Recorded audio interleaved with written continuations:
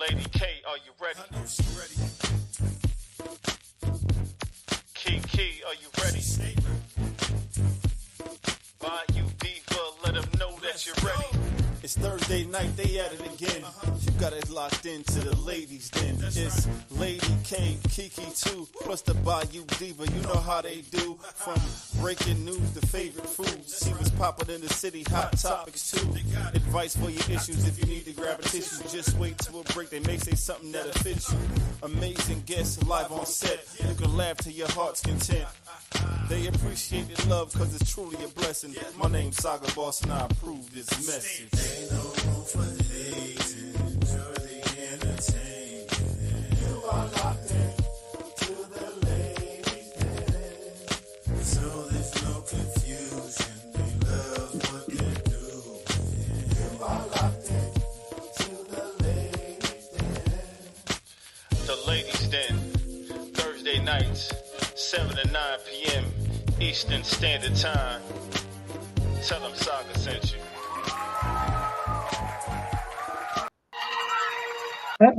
I'm tripping. Hey, what's up? What's up? What's up, Kiki? What's up? What's up, girl? Look, and I gotta apologize to you. I did not had something to come up, but I still got that for you, and I definitely need to get it to you. Hold on. Y'all know I'm not technical, so you gotta give me a minute. Yes.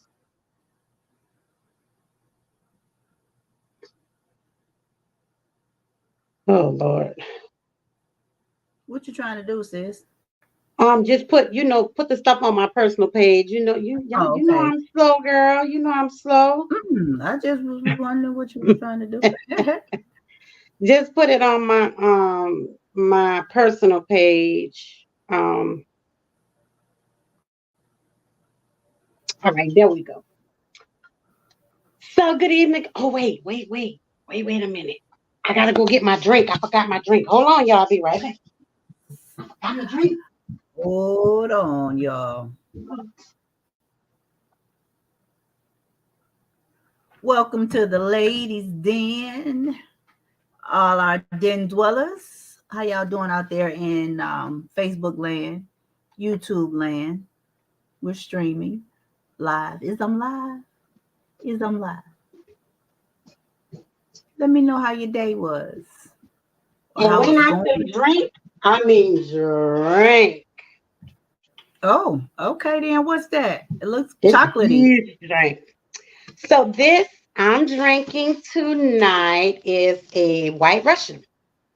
So I got Okay. my Kahlua and my vodka, and this extra large glass my wife brought me at one of those Cinco de Mayos we was at, and Yeah. it's actually a martini glass, but I put it in And it's here. I coming need up it too. tonight. Cinco de Mayo. Cinco de Mayo this weekend.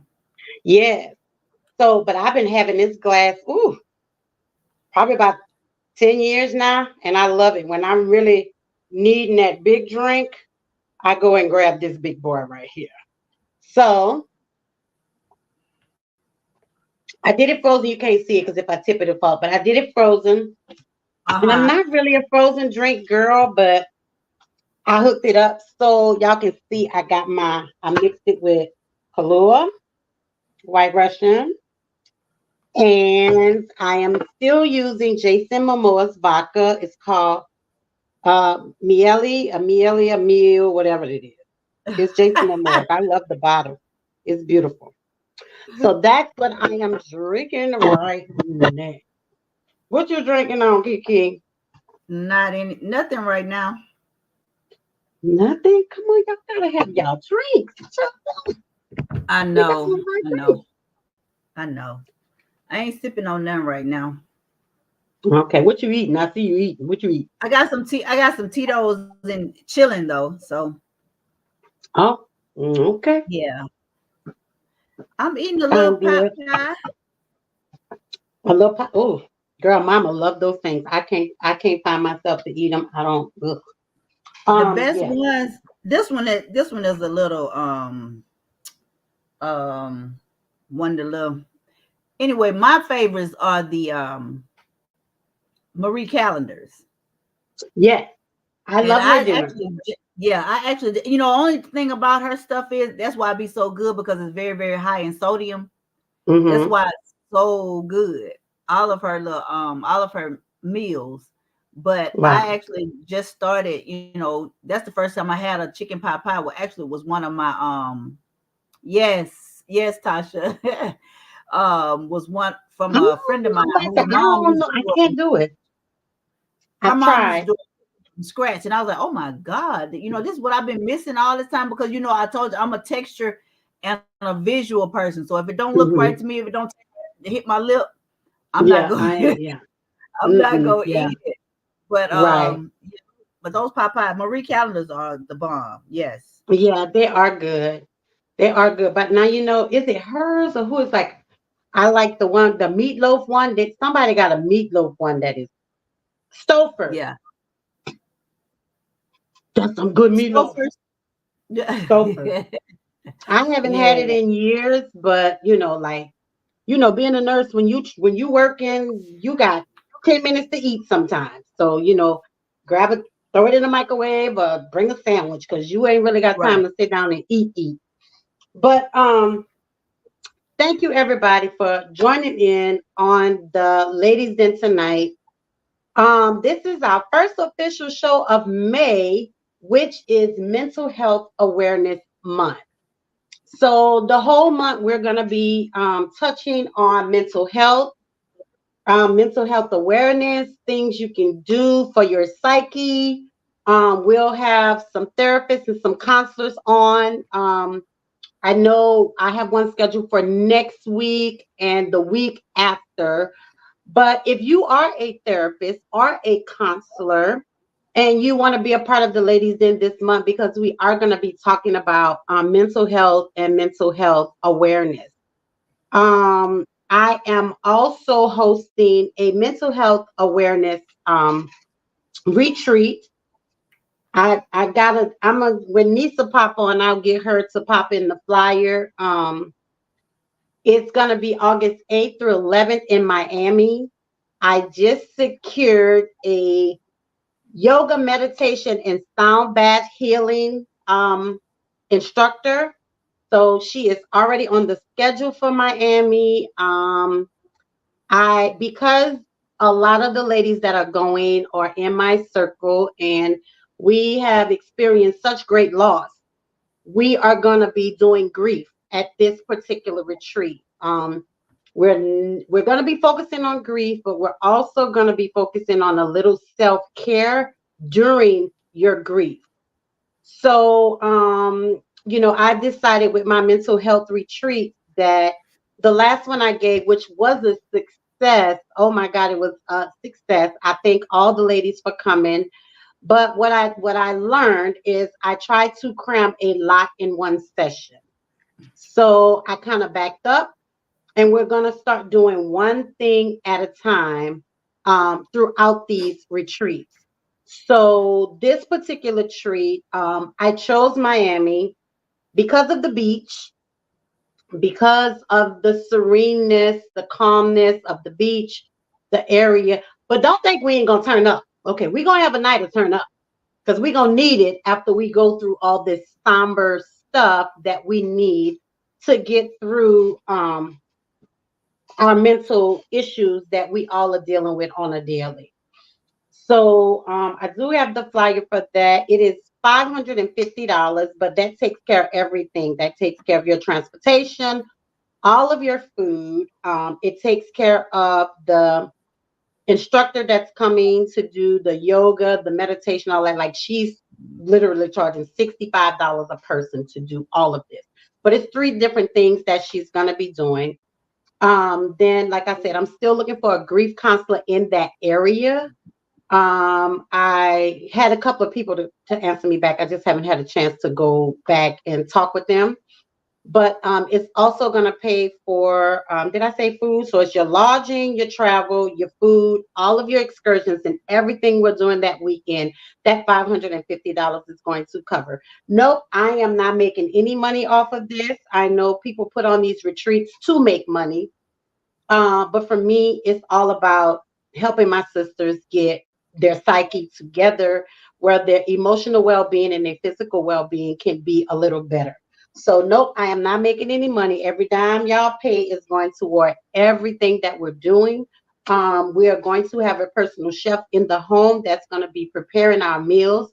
So all of the food, all of your food is coming with it, except for the Thursday night that we get there. We'll probably be going out to eat that particular night. And any night that anybody chooses to go out and eat, feel free. But we will have someone there to prepare all of our meals while we're there. Also, we will be doing a photo shoot on the beach, a swimsuit photo shoot on the beach in Miami as a part of this mental health retreat. David Price will be the photographer. He will be there. So man, let me tell you, it's gonna be fun. It's gonna be fun, but it's also gonna be rewarding. Let me say that. Let me use that word. It's also gonna be rewarding for anybody that comes. And at this retreat, I will be passing out information for the next retreat because this will be every year.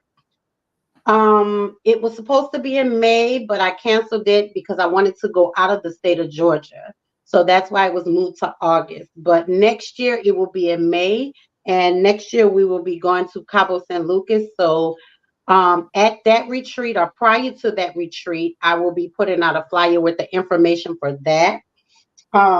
For the one in Cabo next year, it's gonna be in May. I'm gonna wait on my sister Kiki to tell me when her Mother's Day thing is gonna be next year, and then I will plan accordingly. Hey, I think that's how it's supposed to be done. I mean, I gotta wait on my sister when she tell me when her Mother's Day retreat is for next year. Then I will plan accordingly for my mental health retreat in Cabo San Lucas next year. This year we will be in Miami.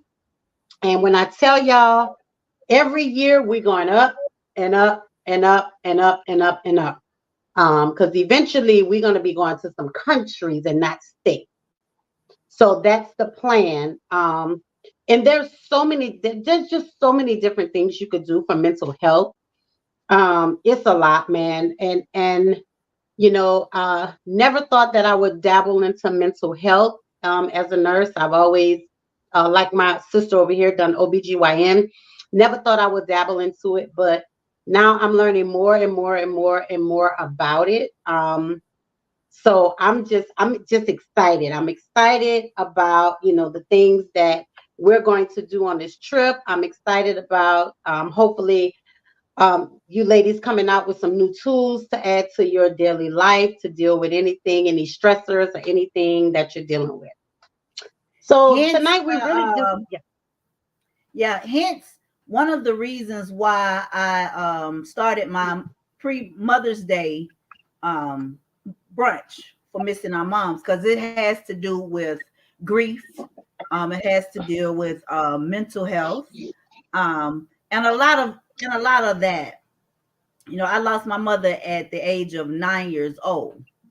So it's taken a toll on me, mentally, physically, the grief, all of the above. So I decided to do something in honor of those of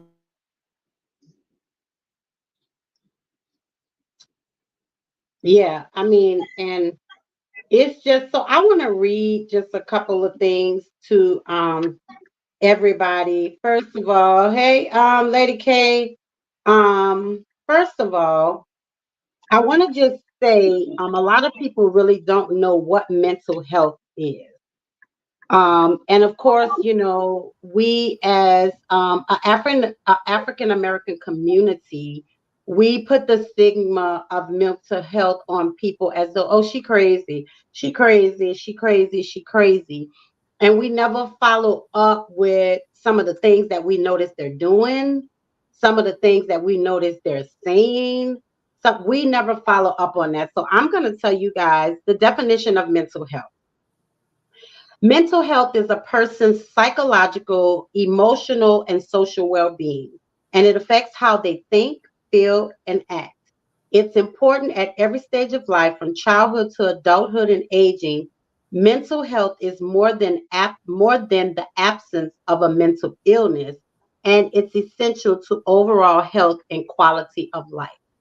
So a lot of people don't understand that, or don't realize, because they don't realize when your mental is not straight, your body is not straight, your thoughts, your mind, nothing is straight. Your body can literally become ill because of your mental status. And if we don't check on ourselves, we don't. Black folks, I'm talking about black folks now. I'm talking about black folks. We don't check on ourselves. We don't. And a lot of it has to do with maybe your lifestyle, meaning you don't have insurance. Some of us are not working, things like that. So then we don't have time to go to the doctor. We don't have time to do this, but we make time to check on other people. So you can't check on me if your mental ain't right. But I mean, a phone call, yes, but how can you help me if your mental is not together? So, and then there's a difference, and I'm going to read you guys the difference. There is a difference between mental health and mental illness. There's a difference. Sometimes people combine the two, but they're almost one and the same, but they do have some differences. So I'm going to read you guys the differences. So hold on. It says mental health versus mental illness. So mental health, I've already read to you. It's the mental health is a state of well-being in which a person realizes his or her own abilities, can cope with the normal stresses of life, can work productively and fruitfully, and is able to make a contribution to his or her community. Now that's mental health. That's me. I have mental health issues because I can work every day. I could cope with life. I can deal with stresses of life. I can talk to people. I can go out and model. I can participate in things. So that's mental health, my mental health. But mental illness is defined as a health condition that affects a person's thinking, feeling, behavior, or mood. Such conditions may affect someone's ability to relate to others and function each day. So did y'all get that difference? So mental health is a person that might have some issues, but they can function every day. They can go to work, they can talk to people, they can be in society, and they can do what they need to do. But if you have been diagnosed or said to have a mental illness, then your abilities to relate to other people, talk to other people, deal with other people, you can't really function on a daily basis when you are diagnosed with a mental illness. Y'all got the difference? Kiki, you got the difference? Oh yeah, I know. Okay. So they said indicators of good mental health is resiliency to stress, empathy, flexibility, spirituality, optimism, stable relationships, productive behavior, respect for self and others. And a lot of us got an illness because they don't know how to do that. Self-confidence, sense of belonging, ability to take care of self and others, clear thinking, and sense of well-being and contentment. So those are indicators that you have a good mental health. Now that versus indicators of a mental illness is you pull away from people and unusual activities, feeling numb or like nothing matters, feeling helpless or hopeless, experiencing server mood swings, thinking of harming yourself or others, and the ability to perform daily tasks. So, some people have good mental health because they can do all of those. They can have empathy, they're flexible, they're spiritual, they have stable relationships, they respect themselves, they have self confidence, they think clear, they can take care of others, and they have a good sense of well being and contentment. That's good mental health. But if you can't do any of those things, like I don't know, I the other day when we were told about these deaths of our friends, I think I immediately went into an indicator of mental illness. I felt numb. I felt nothing. I'm not going to say I felt like nothing mattered, but I was numb. I just didn't feel anything. I did feel helpless because there was nothing I could do to save either one of my sisters. And, I was there for one day in and day out, but I was experiencing major, major mood swings. I was fine one minute, the next minute I was mad at the fucking world, and nobody did me anything. But I was feeling like that. I've never had the thought of harming myself or anyone else, but in the inability to perform tasks, I couldn't do nothing because my mind, my body was numb. I was angry one minute, the other minute I wasn't. So in that moment, I was suffering from a mental illness at that moment. And sometimes you can suffer in that moment and it doesn't linger. You can come back, but certain situations can put you into that mind frame where you just don't want to do nothing. You don't feel nothing. I mean, I was literally like, I really didn't even feel myself touching my arm. That's how numb my body and my mind was from the news that this industry had received. So, I guess at that moment I was having a mental illness bout, but you know, it's just we have to, y'all. We have to. We have to. And we have to take care of our mental health. And so when you think about it, like I was saying earlier, how mental health can affect you, it says clear. It says our bodies and minds are not separate, so it's not surprising that mental ill health can affect your body. Depression can come with headaches, fatigue, and digestive problems, and anxiety can create upset stomachs. I get it all the time. I suffer with anxiety, so I might have well, I do have a mental illness. I was diagnosed ADHD. They say that's mental. It is mental, but whatever. Um, Anxiety can upset your stomach.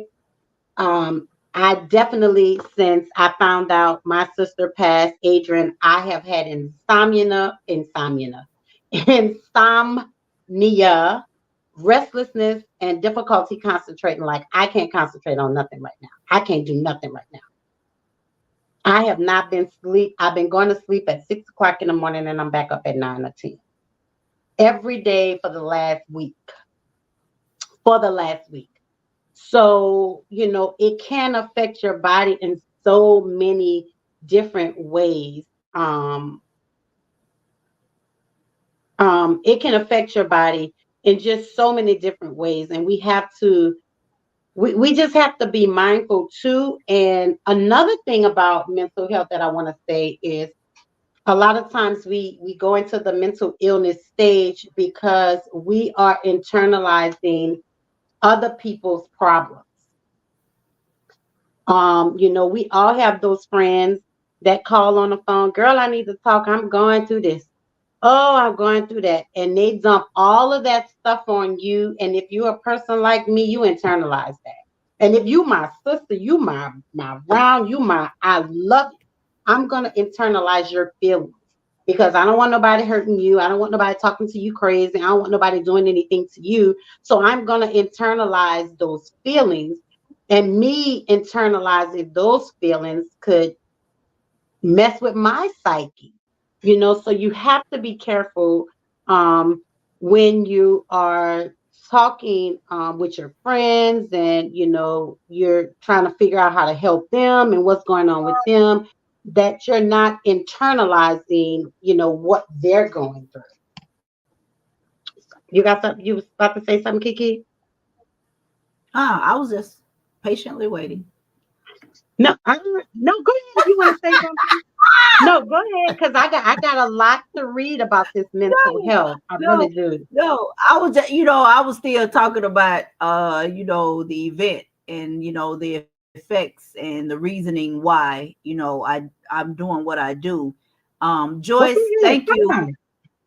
Yeah, Joyce, I call her my spark plug, but thank you so much. This is it's definitely needed. It's very therapeutic. From day one, when I first, did it, I've got nothing but great feedback, from the event. It gets bigger, each year. This is very special, near and dear to my heart. And like I said, I'm one of those people that internalize a lot. I take on other people's issues and problems because I know pain. I've been going through pain since a little girl. So I know, what it feels like to look just to lose on so many different levels. So I don't want ever want anybody to feel the pain that I've felt. So yeah, I internalize a lot. I internalize other people's feelings, just what they're going through, because I hate to see people hurt. It just does something to me. And working in the medical field, being in the front office, I'm the first person, that they see when they come in there. So a lot of times, their issues and problems get dumped on me, because I'm that person. I'm the empathetic person. I'm the person that's gonna listen. I'm the person that's gonna empathize with you, or what I'm saying, let you know, hey, everything is okay. And a lot of our patients were young, young, pregnant, that postpartum depression, Hmm. just the mental, like like we're talking about, this being unstable mentally. So I understand completely. I get it. And like I said, one of the reasons for the Mother's Day, the missing our mom's Mother's Day brunch, was for those of us that gets it and understand, because of course we do have family members, we have support, we have big support groups, we have all of that, people that supports us, but nobody's gonna understand like we do unless you've gone through what we've gone through. Whether it Absolutely. whether it was me at 9, whether it was Quanta as an adult, whether it does, the Hmm. level of pain doesn't matter, because the pain is still pain. So just being able to just speak their names. These are our loved ones. These are our angels.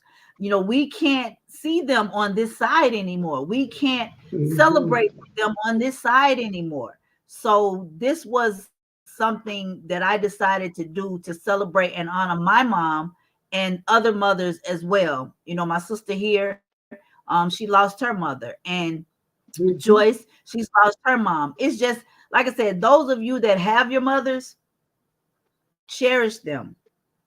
Even if you're not on good Amen. terms, even if you're not on good terms, yes, the pain is. Oh, absolutely, absolutely. Like I It said, we can have never good goes days, away. good It days, never goes away.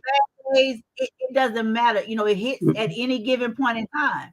And when life Hmm. be life, and what I'm saying, I mean, only person, I mean, you got to come have a conversation with God, of course, but sometimes Hmm. them he's the only one you can go to, because you don't have your mom.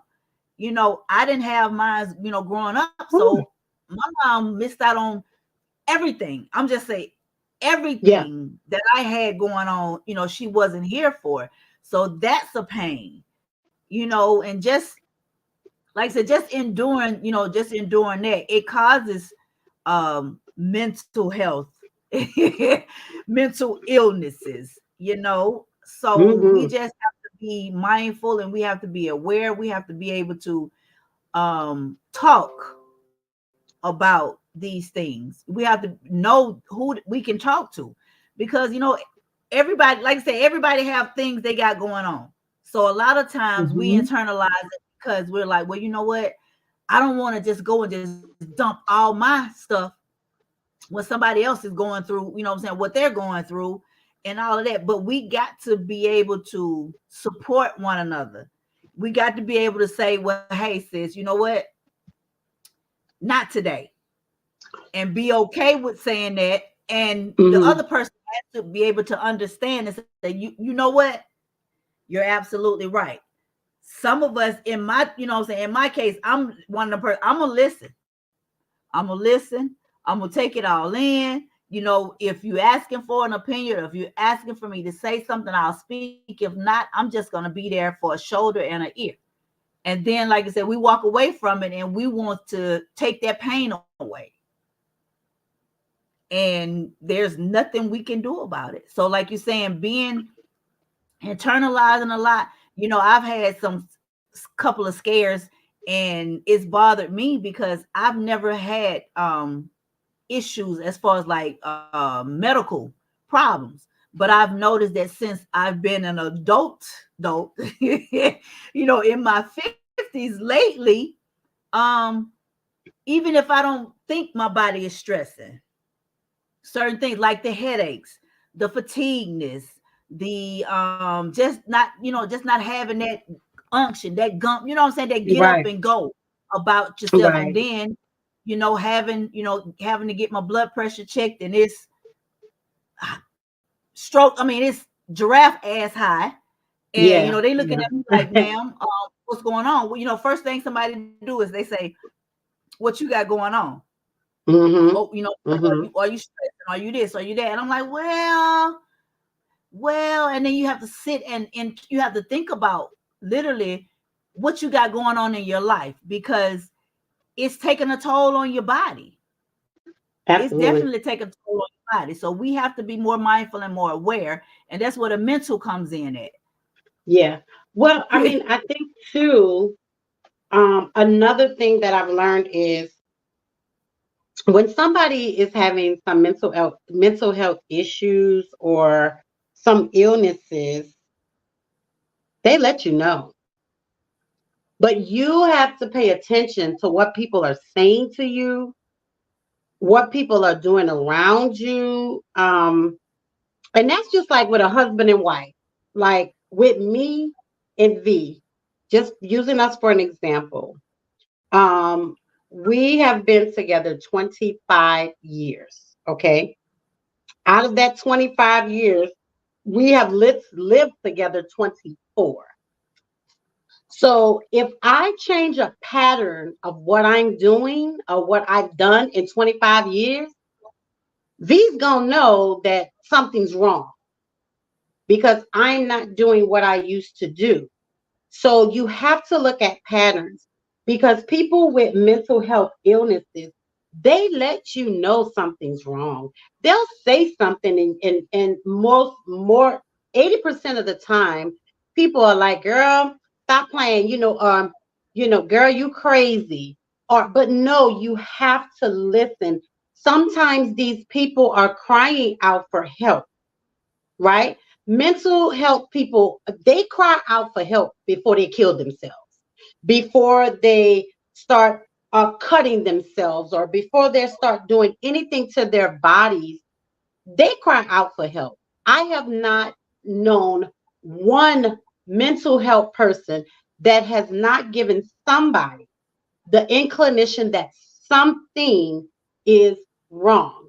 But again, we're so busy with our lives that we don't pay attention to certain things. But like I said, it's kind of like a marriage. If your husband been coming home the same time every time for 12 years, and then that 13th year, now he instead of coming home at 6, he coming home at 8, then he coming home at 9, he coming home at 10, he ain't calling, he's smelling of perfume. So now there's a change. So something's wrong. So that goes to same with a mental health person. If something is happening to them and they're starting to go into that column of mental health illness, they're gonna let you know. But it's all a matter if you pay attention. And in today's time, I think we really need to pay attention to our friends when they're saying something.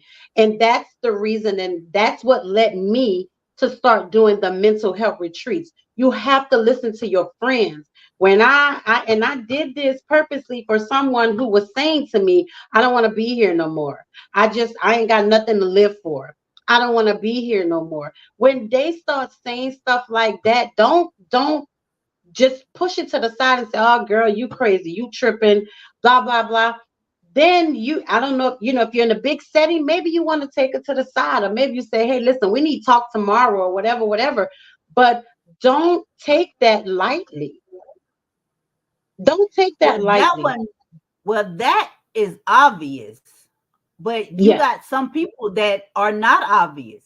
Some people can go on with their daily lives, and a lot of people don't know what's going on because but there's sometimes people can literally, like a person that's reaching out and is really, really crying out for help. Yes, to say those things like, hey, this is, I'm just over it. I'm done. I don't want to be here no more.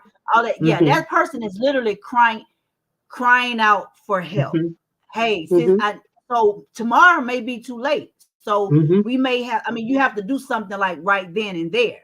But you have some people that they've internalized all of the pain. So no, you're not gonna know. Me and you can be sitting here talking just as calm, just as nice, but that person has already mentally checked out. So they're not gonna give you that, hey, this is what's about to happen. This is what I'm about to do. This is this, that, and the third. Because they're gonna tell you. Yeah, they're not gonna tell you if they're gonna kill. One thing I do know, and I learned in psychology. If somebody's gonna kill themselves and they really want to die, they're not gonna tell nobody because they don't want anybody to stop them. So when somebody says, I'm gonna kill myself, I don't want to be here, in my mind, I don't say it to them, but in my mind, I'll be like, girl, go sit down because your ass ain't going nowhere. Because if somebody really wants to kill themselves or be rid of this world, they're not gonna announce it.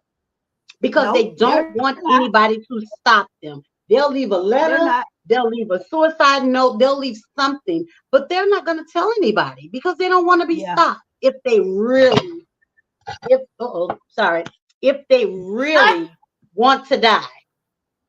If they really want to die. If I really want to die, I'm not going to, hold on, let me put this on the thing so I can stand it up. I'm sorry. If I really want to die, Kiki, I ain't about to tell you that I want to die. Oh shit. This damn thing tripping.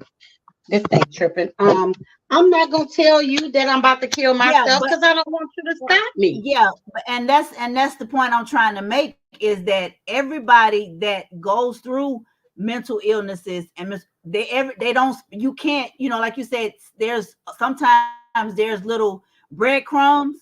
A lot of times there's not, because again, you're right. Because again, if I feel that, like you said, if I'm gonna do this, I can have it set up to where I'm going through my, what is it? Consistency. I didn't change up, and that's what a lot of people saying. I didn't know.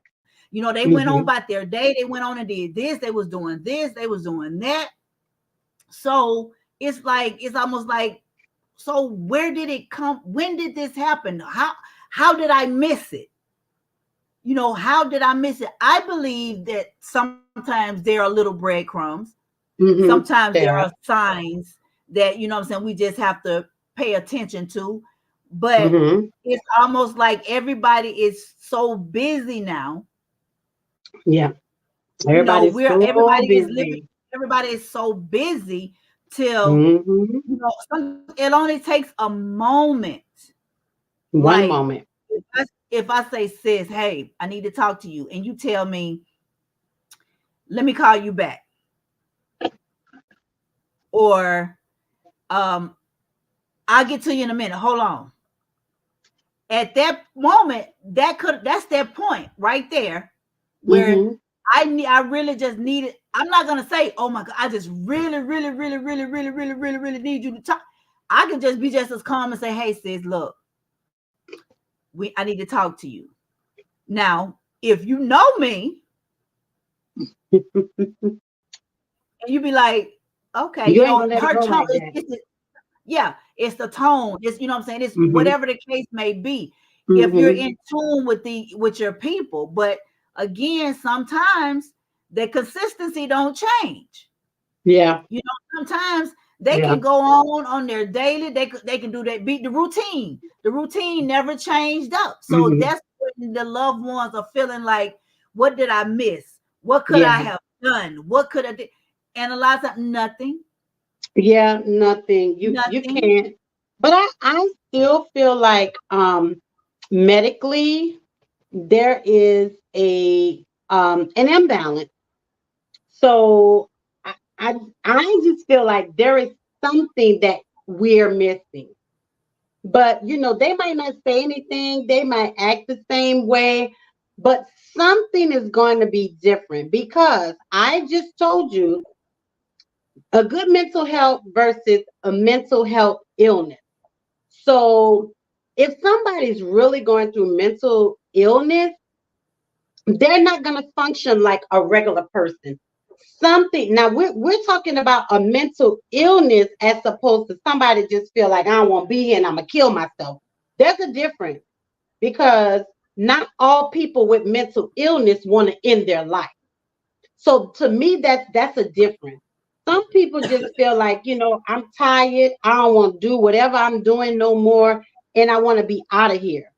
But a person with a mental illness, they're not going to function properly in the day to day like a person with good mental health. You're going to know something.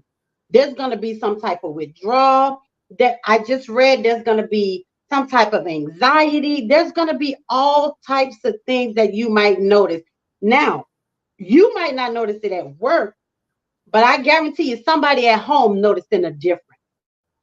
They're noticing something if it's a mental illness. But if somebody just like, man, I done been through the ringer, I'm tired, I want to die, and I'm gonna kill myself. Those people might not be mentally ill, but they just might feel like I can't take the stresses of the world anymore. I don't want to be here. So that's the difference. But I want to read to you guys where they said, how do we support um, mental people with mental health needs? So they say you talk about mental health. That's why we're doing this show, and we're going to be talking about mental health all this month because this is Mental Health Awareness Month. May is Mental Health Awareness Month. So they say set time aside with no distraction.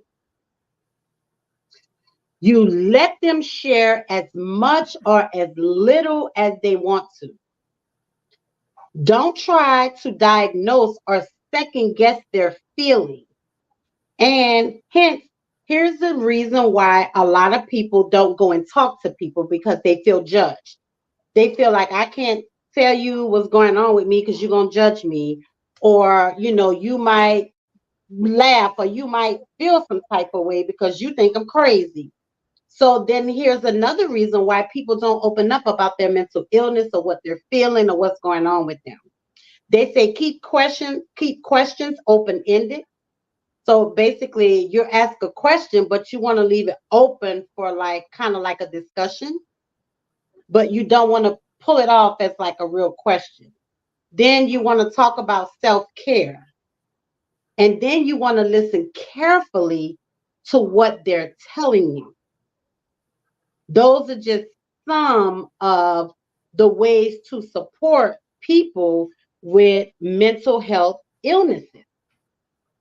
But again, like you said, Kiki, I'm not saying everybody's going to give you a sign.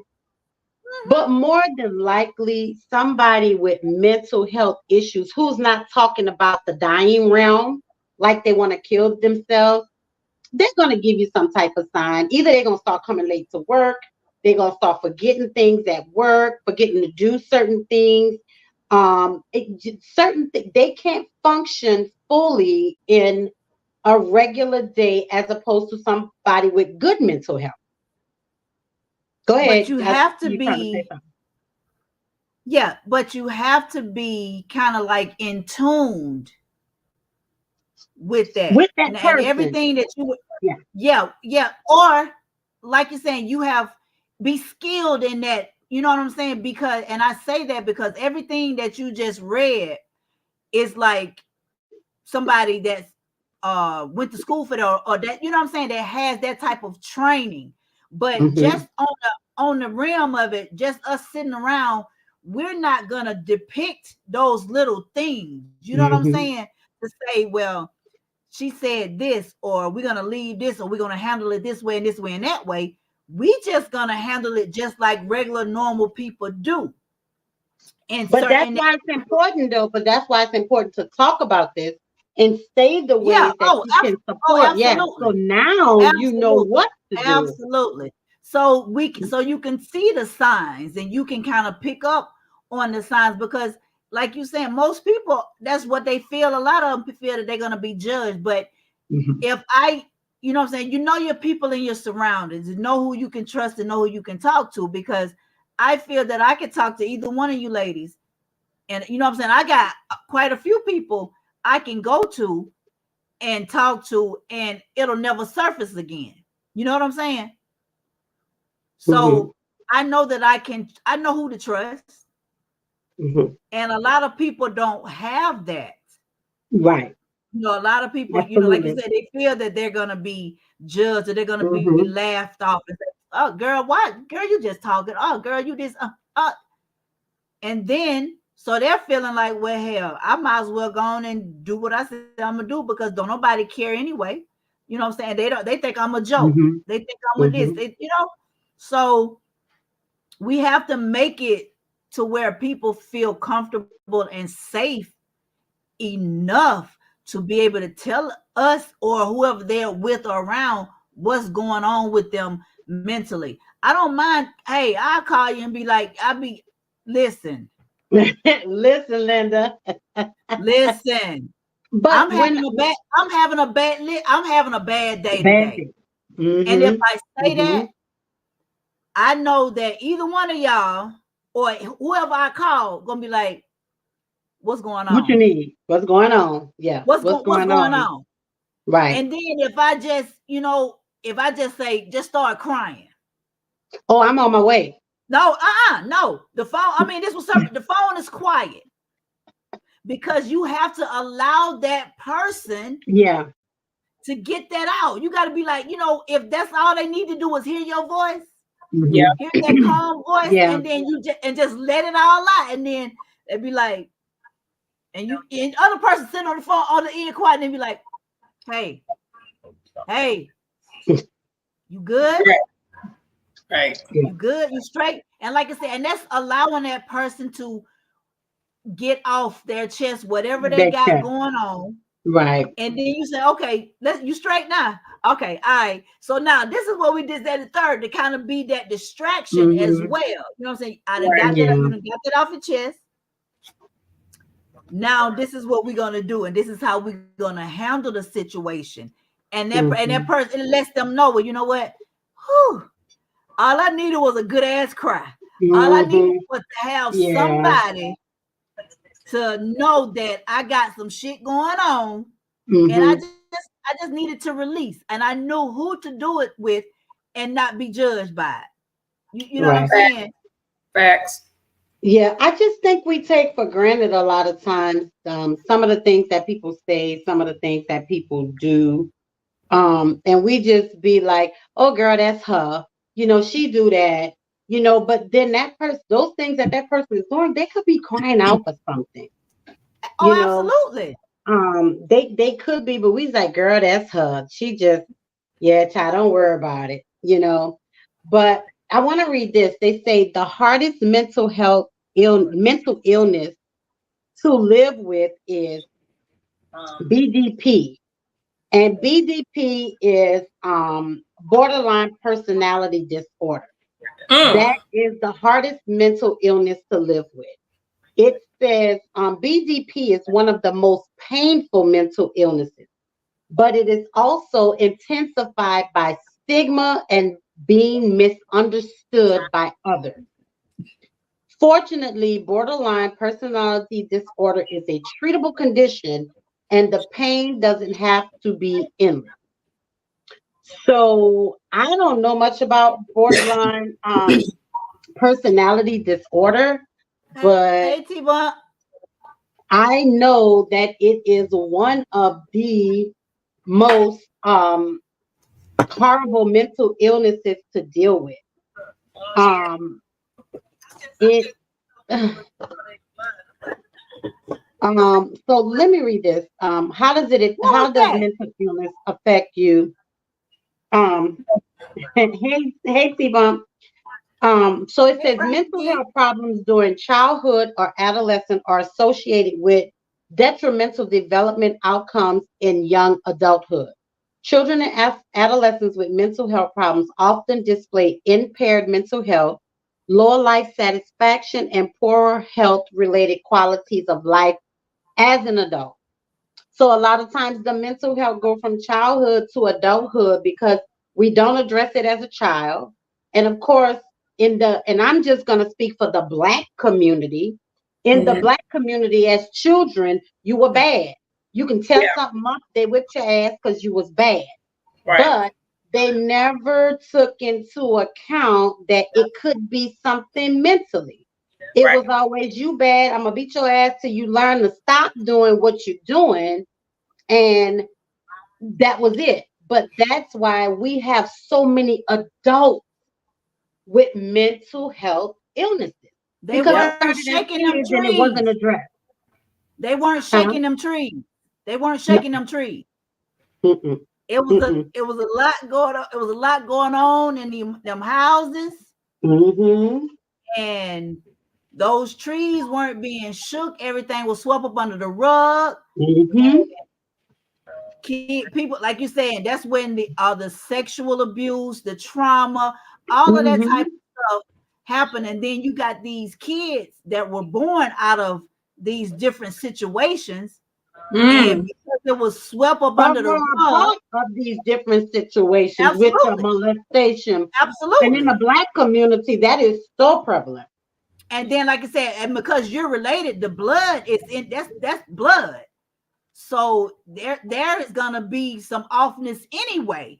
Because you know what I'm saying, that bloodline is running on both. Yeah. So like you said, you're trying to figure out why this child is doing the things that they're doing. Well, they were born off, and that's not being mean, but there was a disconnect in the beginning. So, and I can even go outside of the Black community and talk about what's his name. Not Jeffrey Dahmer, the other one. Oh, what was his name? Oh, no, it was Jeffrey Dahmer. Is it? No. It was Jeffrey Dahmer, because as a child, he could have been stopped. Because if you've watched the Jeffrey Dahmer story, you know, as a child, he was killing animals. Yeah. He was killing rabbits. He was killing dogs. I mean, he was killing animals. And as a parent, that would have been disturbing to me. But they never got him help. They tried to do little things, but I don't think they put enough effort into getting this man help. Because if they did right now, ain't he dead? Somebody killed him in jail, right? I think somebody killed him in jail. Yeah. But he never would have even gotten to that point. He probably could be living a normal life right now had his parents really paid attention and put effort into getting him some help. Right. Anybody, if he was doing all that shit as a child, he wasn't going to ever be normal. Well, I wouldn't say that. I wouldn't That was say a that. With that was a counseling, disconnect. therapy, and help, I think that he might not have been what we would call a normal person, but I don't think he would have been out there killing people and eating them. Like, I really don't think he would have been doing that. He probably he probably still would have been getting in a little trouble, but the fact of killing people, I don't think would have been on his mind because the killing started when you started killing. Did y'all, if y'all seen this movie, he tore that rabbit heads apart. And then he started killing the animals. And in his parents' garage, he was dissecting them and opening them up and finding the hearts. I mean, like this, you had to know that this was far beyond. Um, yes, it is. It is definitely, And and that's what and that's the next thing I was they going to root say him as, though. about the Yes, fire starting. You know what I'm saying? You know, yes. kids that like to play with fire and like to see fire burn and all that kind of stuff, and like, you know, all of that stuff starts young, Mm-hmm. and then they become arsonists when they when they get older. You know what I'm saying? Because those little small fires become big fires. Yeah. You know, so it's, you know, that But fantasy. So I still feel like it was because the parents didn't get them no help. yeah, yep. Yeah. Mm-hmm. Mm-hmm. Absolutely, absolutely. And Well, again, like you say, come, you know, as you know, a lot of stuff, you know, when we were coming up, you know, was hidden, swept up under the rug. You know, don't tell. You know, you can't say nothing, and what goes on in this house stays in this house. But it was in this house, the next door neighbor house, and the house down the street, and the house down the street too. It wasn't mhm, just your house. yeah. It was 3 or 4 houses that were involved. Right. So now, you know, the whole neighborhood know what Yep. happened, what went on, Mhm. and then so the outcome, you got this child that's growing up, that everybody's calling them retarded, everybody's calling them crazy, everybody's calling Mhm. this, that, and the third. Y'all know why this kid acting like that. Y'all know Yeah. what happened. So instead of you Mhm. trying to get them some help, you gonna dog them out and then talk about them. Then they become adults. Now they're angry with the world, so they're gonna hurt any and everybody because they're hurting. Mhm. Hurt people. Period. Hurt Right. people hurt people. Period. Absolutely. We make dysfunction. We do. We do. We make it so normal. It's ridiculous. Yeah. And Yeah. then as we grow into our adulthood, and we as women looking for husbands, men are looking for wives, and you know you're different. But when you get into this family dynamic, then things are so dysfunctional because that's all you know. Yeah. You don't display that when you're dating, but when you're married and now y'all bringing kids into, so now your Come out. family is dysfunctional because that's all you knew. Mm-hmm. That's all you knew. And you Yep. didn't get help. Your parents didn't get you any help. So what you know, dysfunctional families. So then what happens? Oh, the man can't either deal with it or the woman can't. And guess what? Now we what? Divorce number one. Because I'm not gonna deal with a dysfunctional family. Or girl, I didn't know you was like this. You know, you never displayed this. And then the sad part is now you have kids. Now you have kids that have to live through this dysfunction as a family. Because that's what you saw. You saw the Yes, dysfunction. You saw the children come in between the dysfunction, and then there goes, and absolutely. that's like you said, that's what they knew. They was like, okay, well, you know what? I can make it work. We can have kids, and we can do this, and you know, to make it better, knowing Mhm. that it's only going to bring on more dysfunction. Right. And like Frankie said, the family as a unit has to get help. You're absolutely right, Frankie, but the family as a unit has to want to get help because They sometimes got to know that people they are need it. just like, I'm too grown for this. I'm not dealing with this. You know, you ought to know better. And what the other stigma thing that people do is, and they say is, well, you know, you're grown now. So you can't go with what your mama used to do or what your daddy used to do. You can make your own decisions. You can do this, but sometimes you have to think back. It might not be just that. It could have been something as a child that you needed, that mental therapy, you needed that mental health that you didn't get. Absolutely. I don't always feel like it's, well, you grown, you make your own decisions. You can't live like your mama used to live. You can't blame this on your mama. You can't blame this on your daddy. You can't blame this on your grandma, your grandpa, all them auntie, whoever. But still, you Sure you can't. can. Sure you can. Sure you can. But the thing about it is you got to know you need help. Right. Not, you got to know you need it. Like I said, as a unit and as a family. But if that's all you know, we on the outside looking in, say that whole damn family effed up. That whole damn family need help. Well, that's all they know. So it's where, like I say, the thing is, where does it start? What the root?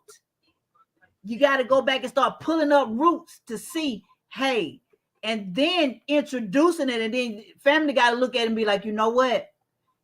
Yeah, this is, you know what? Yeah, now we got to try to break the cycle or break the chain. But if nobody wants to participate because they don't feel like there's nothing wrong, ain't nothing wrong with me. Hell, ain't nothing wrong with my family.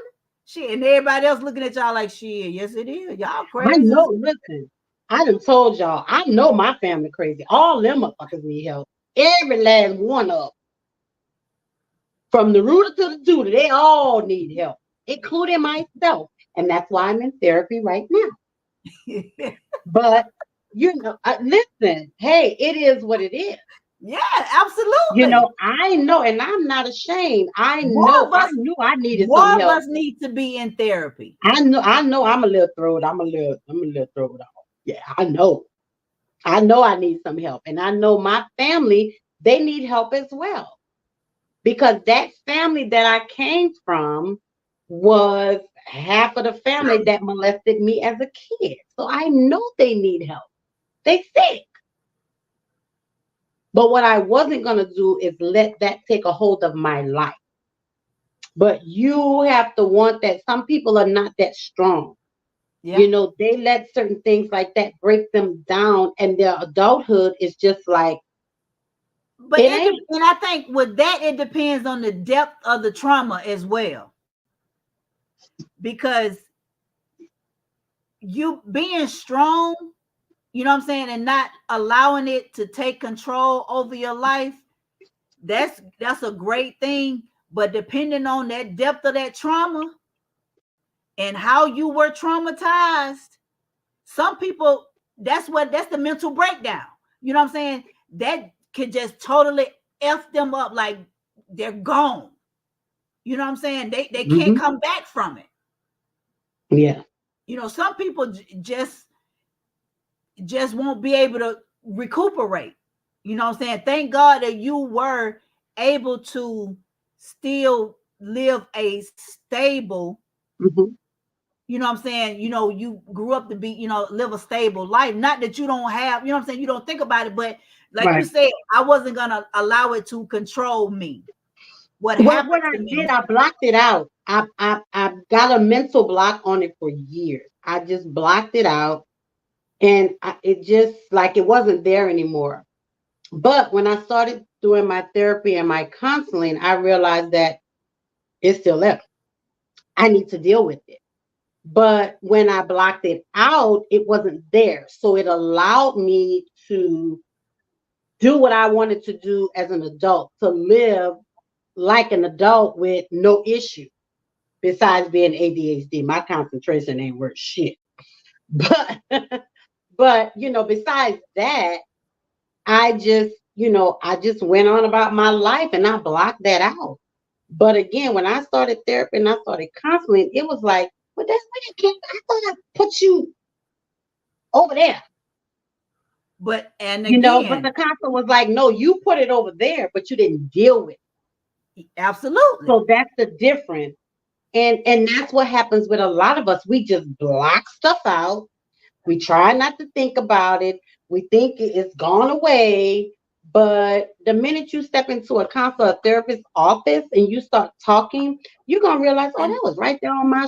It was yeah, and far that's the enough my dynamic, shoulder, but it was and right that's the there. dynamics of the trauma as well. The Right, dynamics of that trauma, because right.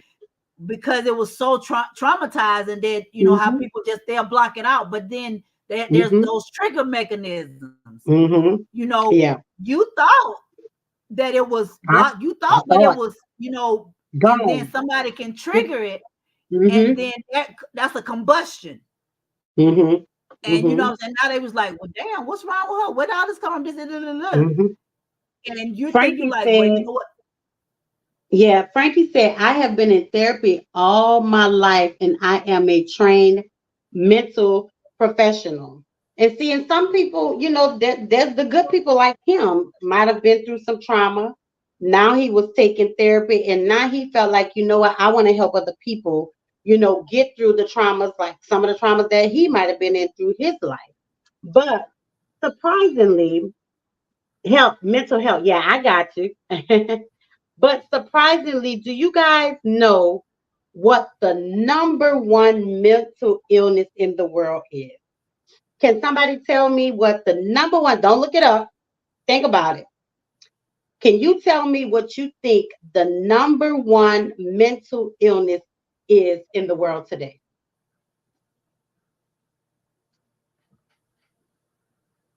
Think about it. Frankie,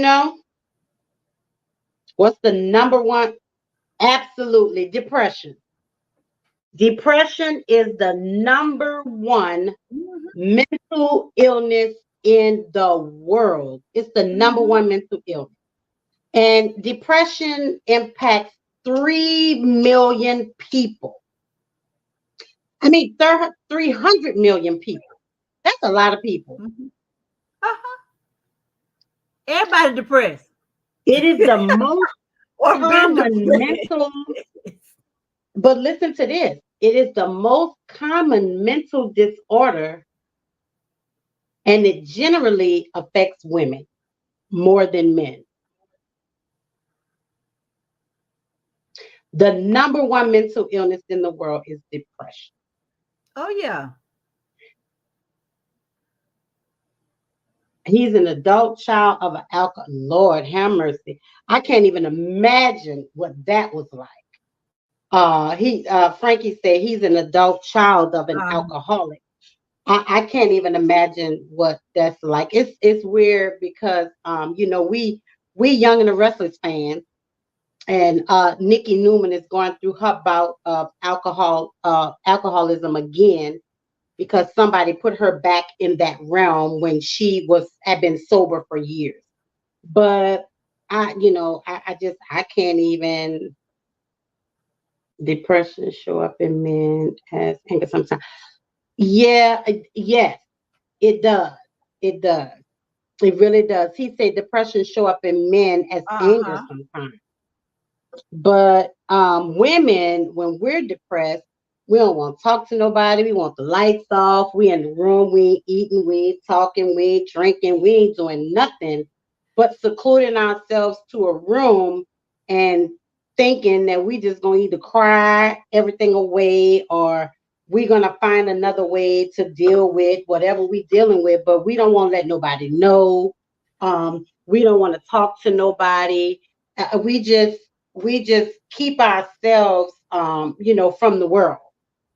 Yeah, and So sometimes you do the opposite. Sometimes you overeat. Sometimes you overindulge. Sometimes you overdo things when you're depressed. You know, some people handle depression differently. You know, they become withdrawn, and some people do other things. So yeah, Lisa, um what are you doing, honey? I don't know, girl, because she is having fun with that. You are just having too much of a good time. Yeah, uh-huh. So We see they you. and the easiest mental illness to treat is anxiety disorder.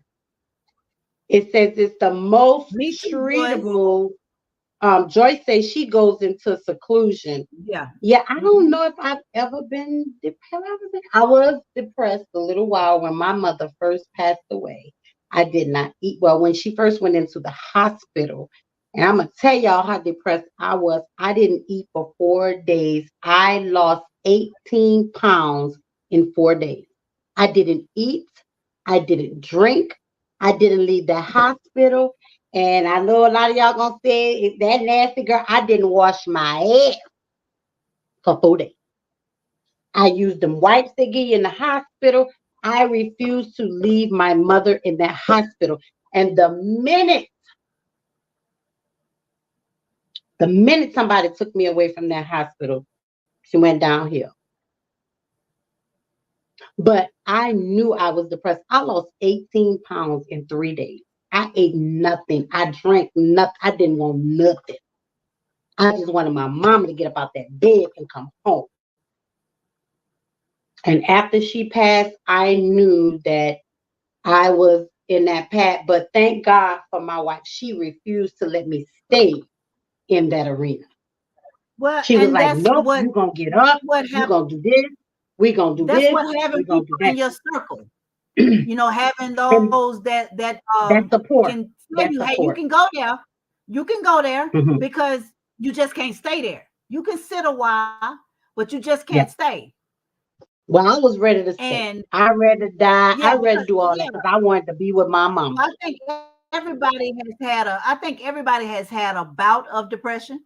I mean, Mhm. whether they want to admit to it or not, it's just Or not, yeah. the fact of how long did you stay? How long did you sit in it? Or did you consider it? Because a lot of stuff, like I said, we go through stuff all day long, and the body is gonna tell you really what it is. You Mhm. can sit there and say all day long, girl, I'm not stressed, girl, I don't let nothing stress me. I ain't letting nothing do this, that, and the third. And you go to the doctor, and the doctor say, man, well, are you doing this? Are you doing that? Are you like, Mhm. well, I was such and such. They're like, well, you are going Mhm. through. You're like, I can't be Mhm. stressing. I can't be depressed. I can't be this. Yes, you can. Yeah. And the fact that Then you don't you want to human. admit to it is the problem. You human. Yeah. It's Some the people thing don't is believe they human because, recognizing. again, they don't want to admit because they figure they're going to be judged. Yeah. So that's why they're not going to admit to being depressed or admit to Mhm. having anxiety because they figure the next person going to judge them. Right. So you're going to But like, they yeah, I'm have fine. to. Yeah, I'm good. But Yeah, I'm all right. yeah. Like, No, no, you're you not. ain't fine. No, you ain't. No, you're No, not. you ain't. Yeah. But the admit thing to is it. recognizing though.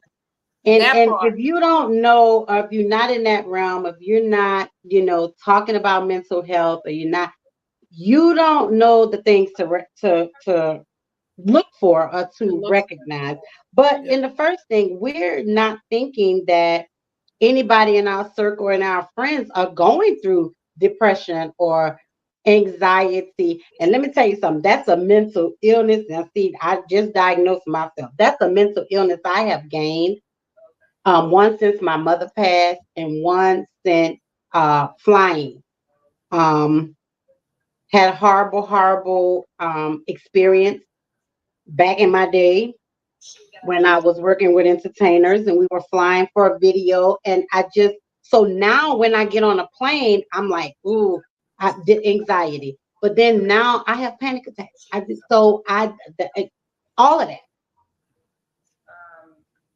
so then we got to recognize the signs. He said, I really enjoyed this discussion. We have to normalize seeking help for our mental issues as a community. We Most have definitely. made some progress in regards to medical insurance covering Absolutely, because back in the day, I don't know how old you are, Frankie, but I'm He's our 52. I've been age. in the medical field since I was in high school.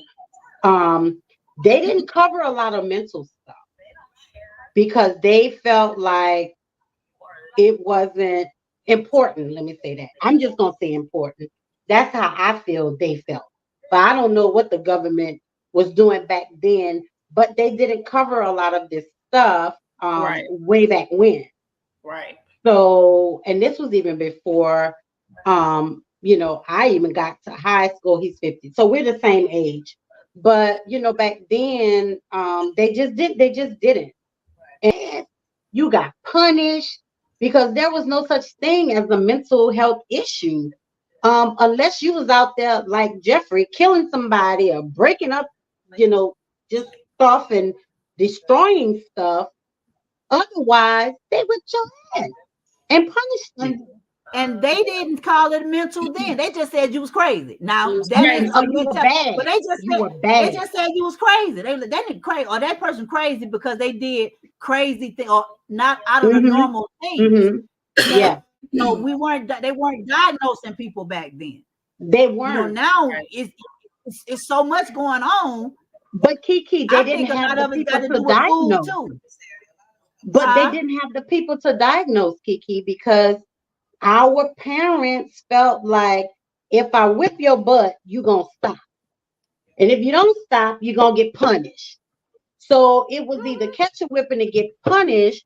So really, they didn't have the people to diagnose again unless you was out there breaking rabbits' neck and stuff, you know, or really just killing animals and stuff. Then your parents knew something was wrong. But back then again, we got whippings or we got punished. So they really didn't have the people to diagnose for mental illness because our parents felt like, no, I ain't sending you to no doctor. Your ass is bad. I'm gonna beat your ass and you're gonna be punished. And that was that. And most of the time, that solved a little bit of what we were doing as kids because we didn't want that butt whipping no more. So we was gonna stop. But all in all, it was a deeper rooted issue that our parents did not address. Yeah. It's So an now imbalance. here we are as adults with mental health issues. And I think I want to go back to the point where they said depression is the number one mental illness, but it affects women more than men. But why? Why? I don't understand why it affects women more. Why? Because we're more I don't really nurturing and agree we're with that. more soft and understanding as opposed to men. And like, what's the difference? I don't know if I agree with that. I don't agree with that either. That's why I wanted to go back to that. And it Yeah. said that it affects 300 million people. Hey, Red. It affects 300 million people, but it mostly affects women. I think I it's don't more women that will admit to it, but there are than some men. depressed men out here walking around and just because men are supposed to be, you know, tough and they can't show emotions a certain way, then they probably aren't, they probably don't recognize it, like we said earlier. Mm-hmm. And Mm-hmm. because of being judged, they probably won't admit it. So I think it affects, I think, this is just me, I think it affects more, probably about the same amount because About men have a lot more on their shoulders than, I mean, we both do as Black men and women, but the men have a lot more to support than we do, to be honest. Right. They got And I a lot think between society and, you know, what the Black community looks at them as, you know what I'm mm-hmm. saying? Like, Yeah. And it's goes stressful. to the fact of the men don't cry and men Right. don't show their feelings. So a man that's depressed is not really going to say anything unless he has a person, He has to have a you know, a safe wife place or somebody that he's talking that to. he trusts. But I'm going to read what they say about what happens when mental health goes untreated. And it says an untreated mental illness. So it says an untreated mental illness can make a person more vulnerable to victimization. Mental illness can prevent a person from feeling happy or thinking clearly and can set off a cyclical reaction of victimization and further post-traumatic stress caused by it. So it can really, if it's not treated, it can cause people to do basically things that they wouldn't do. He suffers in silence. Yes, men do suffer in silence. Y'all Yeah, do. Y'all do. and But it's you know, sad. you were brought It's up so with the sad. stigma of men shouldn't cry. And you're a man. Wipe them tears. You know, I've seen my uncles do it to each other. Again, my mom was the oldest of 13 kids, so I got what, seven uncles, six aunties. And as a child, I remember them, the older ones, doing it to the young ones, like, you wipe them tears. You're a man. You man ain't supposed to cry. I've heard my uncles say that to their younger brothers. So Yeah. they grow up feeling like, well, I can't cry. I can't show my feelings. So I think a lot of men said, I would put my life on it that about 80% of the men feel like that. I can't Yeah. cry. I can't show my softness. I can't show my soft side because one or two things. This is uncut, y'all, uncensored. But one or two things is they're a bitch because they're crying. Or they Are you a gay. little punk because you crying? Are you Right. showing your weak side? But that's the stigma that Black families have put on our Black men. So Yeah. then they don't want to do that. He says some men do not have the language to truly express themselves. Right. But again, now that part right there, that should have been that tool should have been given to them as a kid, As a as them growing up into that young man adulthood, that young adulthood as a young man. Those tools should have been given, and if they weren't, then here we have those men who feel like they can't express their softer side because they either gonna be a punk or they gonna be called a man. He a bitch. He always crying, or he always this, or and that's not really what it is. He's just trying to express himself in a different way, But it's the stigma, and we put it on the black community. Period. Yeah. But then when Period. we get in relationships and we want our man to Uh-huh. talk to me. You don't show no emotions. Well, he Mhm. was taught not to. What you He want was him taught to not do? to. You want him to show emotions, or what you want? What you want? And then if Man something up or man happens, down. Man up or man. right. Like, And which one then you want? Which one you want? if Right. something happened and he start crying, then it's like, okay, what? Let that man cry and express himself. Sure. Well, you need to say sure, but some men might need to. So I'm chewing, but y'all, let me tell y'all. So they said, what is considered the most serious mental illness, and that's schizophrenia, a subset of major depression called severe major depression, a subset of bipolar disorder classified as severe bipolar, and a few other disorders. But the most serious one is schizophrenia. Yeah. He said, it's easier to build strong children than to repair broken men. It is, but we're not doing that. We're not building strong kids. So now, as an adult, you have to fix a broken man because he's broken. And how are you going to do that? But here's the thing. Women aren't the only ones that's broken. No. I'm 50-50. Anything that a man does, have, or do can be women.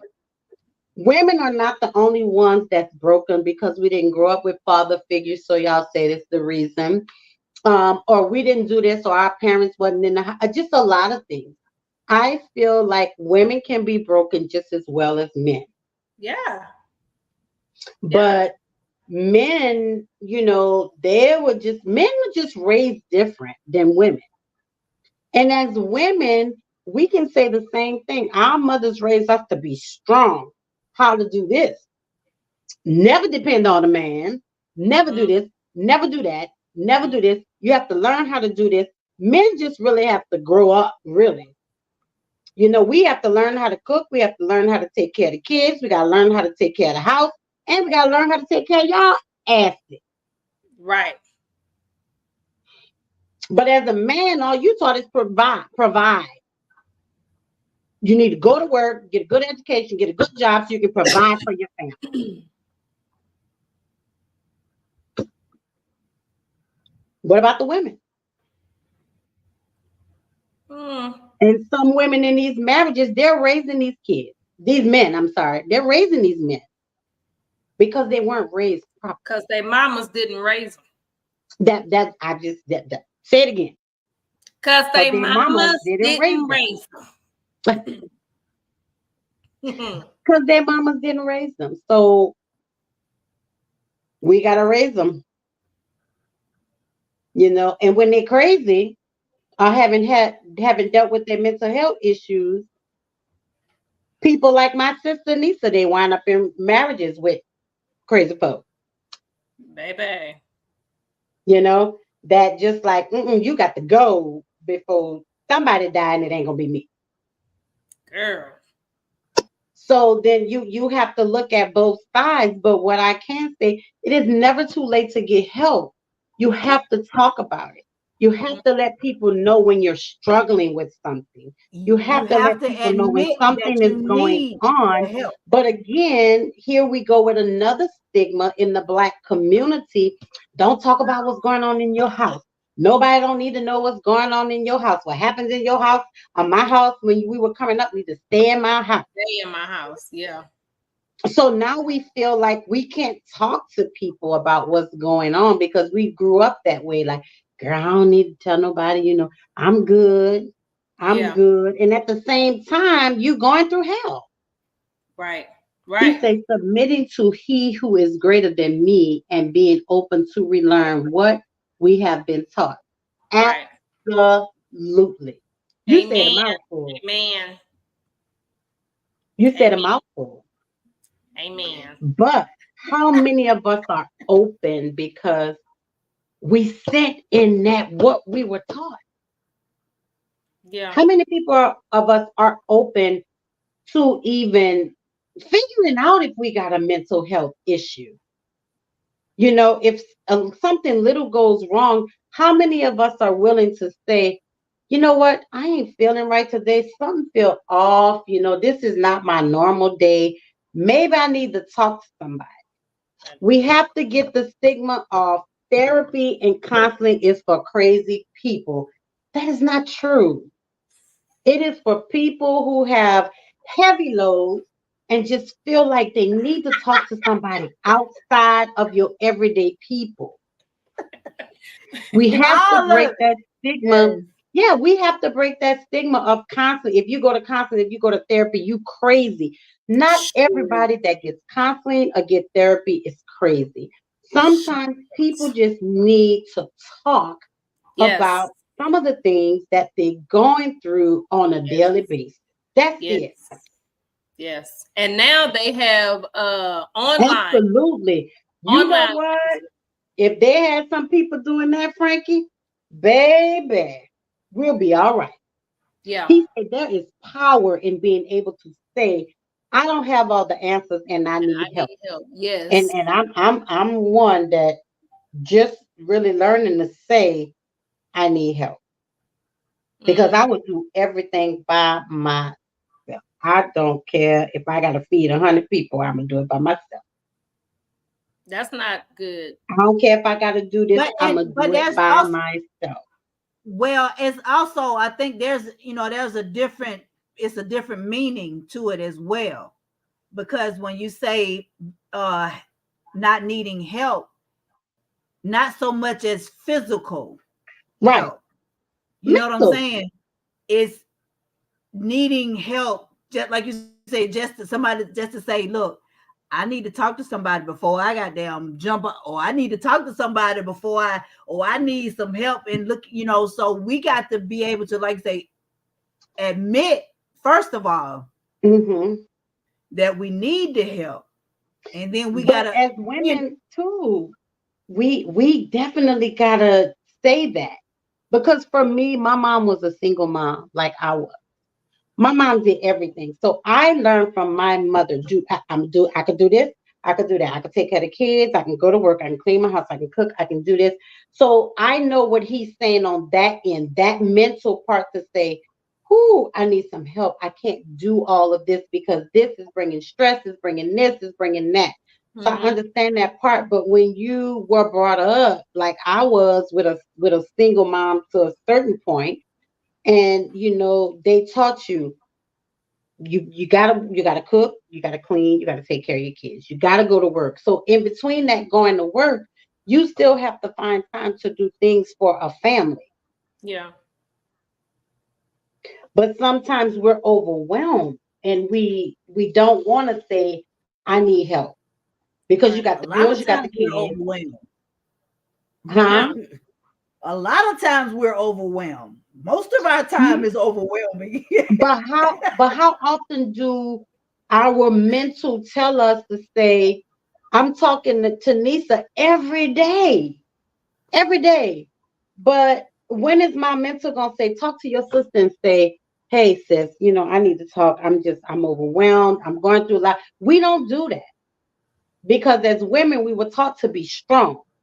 Just like it's the opposite. Women were taught to be strong. Men were taught don't be weak. Right. So it's the same, but It's the same. it means It's just different.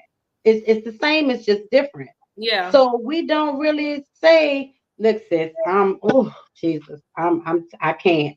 I got this going on. I got that going on. I got this in my mind. I have learned to do that. I still ain't there yet. I have learned to do that. Not that I'm asking. Not that I'm asking for a handout. I'm not looking for I'm not looking for any of that. But to be able to trust you with my thought process, to be able to trust you with my feelings, to be able to lay my burdens down on other than the altar. Because I know God, I know. But I want to be able to trust you with what I got going on. Right. To say, hey, look here. Today, today is not a good day. Right. Yep. Today is not a good day today. Yep. You gotta have that safe place. We gotta have that safe place or places, you know what I'm saying? To be able to be like, well, I want to call, damn, who am I gonna call? Who can I call and just vent to, or who can I call and just cry to, or who can I call? You got to be able to have those outlets. Yeah. And not worry about, like I said, being judged or being, the other person on the phone doing this here. Yeah. But you know what? I could not. No, man. No, I mean, no. But also, we have to understand that there are other outlets. If we don't feel like we can go to our friends, we have to understand there are other outlets. And that's where it comes in. We're putting the stigma of therapy is for crazy people. Yeah. Because if we feel like we can't go to our friends, then people with mental health issues or mental illness issues, they should know that there are other avenues for them to go to get the help. Yep. And it's free most of the time, especially these days, it's free. Well, I need some help. Frankie said, I truly believe we as human beings are evolving, de-evolving, or staying the same. I put all my emotions in my poetry and find an open mic and let loose. Outlet. Okay, outlet. People need to understand that there are more than one outlet. Lord's willing, Frankie, you on program next year. So be available. For the 5th annual. For the 5th annual, you on program, Yeah, and we just gotta let each other know that there are other outlets. Even if you notice something, I think that you should be able to go to your friend. He said, let him know. You should be able to go to your friend and say, hey, listen, I'm dealing with this. Do you know somebody? Or you can guide them to somebody, or at least say, hey, listen, I noticed. I mean, you're going Not through like you said, something. not just Yeah, explode or put everything on that person. Yeah, right. to be able to still talk to that person and they say, "Hey, sis, you know what? You got this going on. I'll go with you. Yeah. Or we can let's find somebody together. You can help them in that manner, you know, because you don't Yeah, want to be always be the dump. You know what I'm saying? You don't always want to be the trash can. You know, everything gets dumped on you, and then, like you said, then how are you gonna you internalize everything else, all your stuff, because everything is being dumped on you. So who are hmm you gonna let loose to? And then when it comes out, it's coming out in a bad way or a negative way because you've consumed your stuff along with everybody else's stuff. Right. So yeah, then we have to be careful with that too, because you just got to know your people, and you just got to know what to say to your people, Yeah. because you don't ever want somebody coming to talk to you but then they're feeling like, oh well, she ain't got time for me, you know, or she don't want to hear, she don't want to help me. So again, you have to know your people, know how to talk to them, and know how to guide them, Mm-hmm. because man, y'all, I cannot express to you all enough, everybody that's on here listening to my host, I cannot express to you enough how important your mental health is. Yes. It is extremely, extremely important. And for Very anybody that's important. just coming on the end of this, you have to understand your mental health affects your body. Yes. This is why you're aching, and you ain't never ached before in your life, because you're stressing. Stress. You're stressing over things. Your mental is not where it should be. The kids acting up in school, the baby daddy acting a fool, your mama don't want babies. I mean, it's just everything. All of those things play on your mental. He said, I have to work on my schoolwork. Please let me know when the next live. Good evening, ladies. Frankie, thank you for every joining us. We're Thursday, every Thursday, every 7 to Thursday, 9. 7 to 9. And we are going to be focusing on mental health all this month in different areas of the mental health. So if you want to come on and be a guest, you can. You can definitely, Please and since you're a thank you. mental health professional, you can Please and definitely thank come you. on the show and talk about it. But we thank you for tuning in. I know you got to do Thank your you. good luck on your schoolwork, but Later, bruh.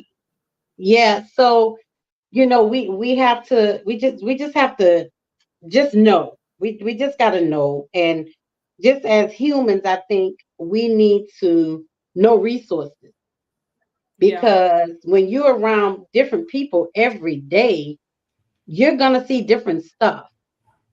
But you never know who needs that help or who needs that information or just that push.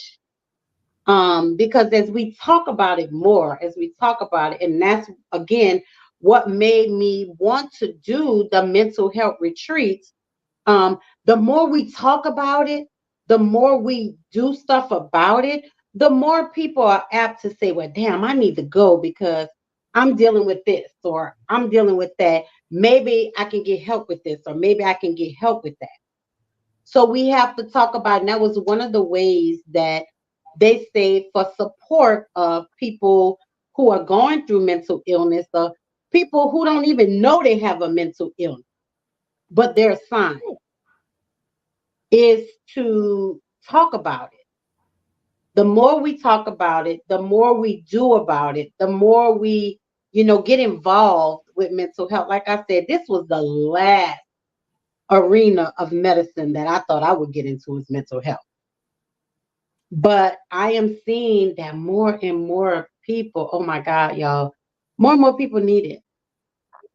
And I know right now I need it. I got too much on my brain that I'm trying to deal with. So I need that support. I need that outlet, which I have. I have a therapist and a counselor. I need that support. I need that help.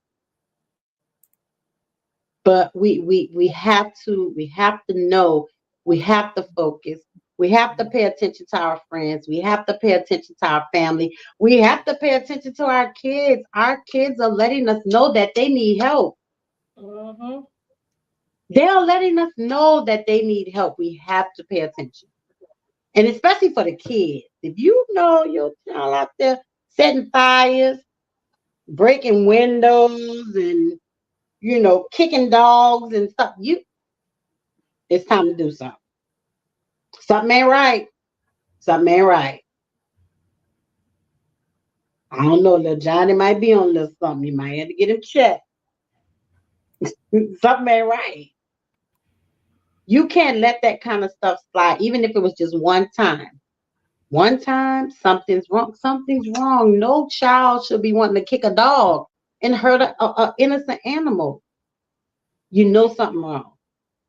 That's an anger issue. That's an anger issue. That's an anger issue. My pastor called it the kick the cat syndrome. Oh. You know, the man come home and get mad at the wife get upset and get mad at the child, and the child ain't got nobody to get upset with. So you got a cat right there. So you know what I'm saying, go and kick the damn cat. You got to take it out on somebody. But it's just, it's a domino effect. Mm-hmm. It's a domino effect. And that even goes with the video Nisa sent with the girl talking to what's the white bald head man? What's his name? Ooh. The video you sent about the girl talking about her mama needs to send. What's the white man name, girl? Oh, Dr. Phil. Dr. Phil. He got hair. Girl, he got that big ball. He need to get rid of it. He got a little bit, girl. He got a little bit. But that just goes back to the video you posted of this girl with, for me, I don't know if it's just her being spoiled or she got some other stuff going. For me, I don't even, I think it's a part of being spoiled because like she said, she was accustomed to a certain lifestyle. Yeah. But she don't want to work. But what is going on with the mom or the dad that you feel like you need to give her all these things? And like the girl said, because she ain't there. So now because she not there, I got to cook my own food. I got to do this. I need my money. I need the allowance or whatever she called it, raised from $1,000 to $2,500. And, she feels like she got to take care of herself now. So her mama gonna have to give her the money for her to take care of herself. For me, there's something mental going on there. There's something mental going on there, especially just listening to that young lady. She got some issues. I think her issues come from mommy and daddy because they ain't doing nothing. Well, they ain't doing nothing. So like the mama they not said, preparing her for real life. She's doing all right. She's doing all right in school. You talking about a car to get back and forth to school, and girl, you doing homeschool. That killed me. You want this big Jeep or this big car to go back and forth to school, but then he asked you doing online school. You doing school from home. There's a disconnect there somewhere with the parents and her. Yeah. And there's just a disconnect with her mental. You talking about you need a car to go to school, but you doing online classes? That something ain't connecting there. And if your mother has to go to work, why can't you fix yourself something to eat? And like Dr. Phil said, are you cooking? No. I'm ordering out. This helper says she don't want no car that's Uber X. Right. That show you the mindset of the younger generation. The younger generation. She says she don't want no car that's Uber X. That can be Uber X. Who the hell thinks of that? Why are you comparing your daily car to Uber X? Do you plan on Ubering? Because I don't think you are.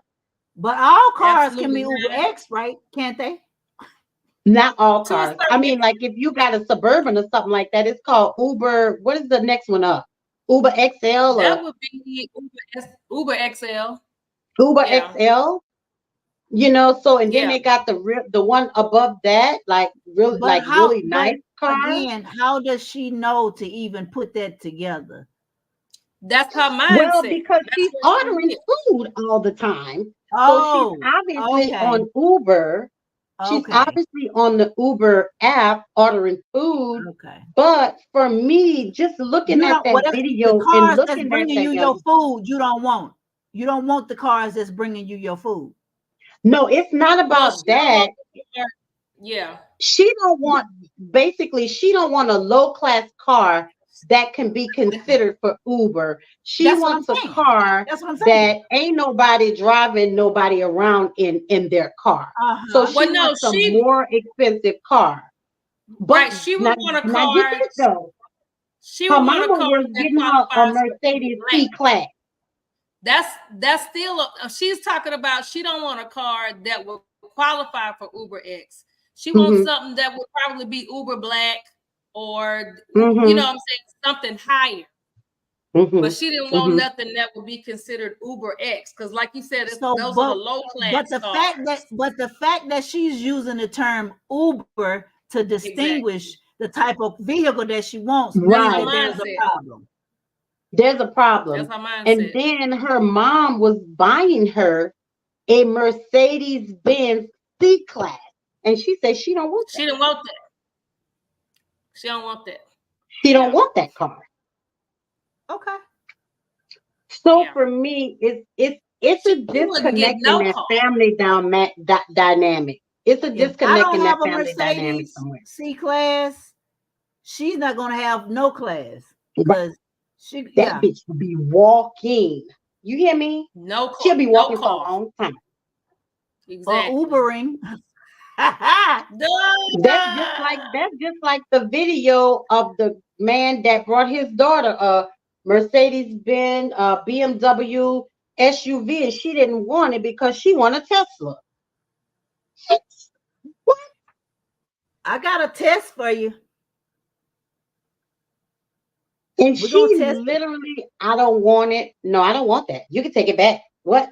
And so whoever was filming say, hey, your dad spent all he saved this money so he can buy this car for you. And she was like, I don't want that. I don't want that. I want a Tesla. I Were told they you light I wanted skinned? a Tesla. First of all, but you ain't tell me nothing because you ain't putting out a nickel on it. Were they light skinned? They was black. No, she they were was black. black. Let me see if I can But see, find that that video goes while to we show talking. that goes to Yeah. show her upbringing, what they did, how they raised her. They gave But her whatever she wanted.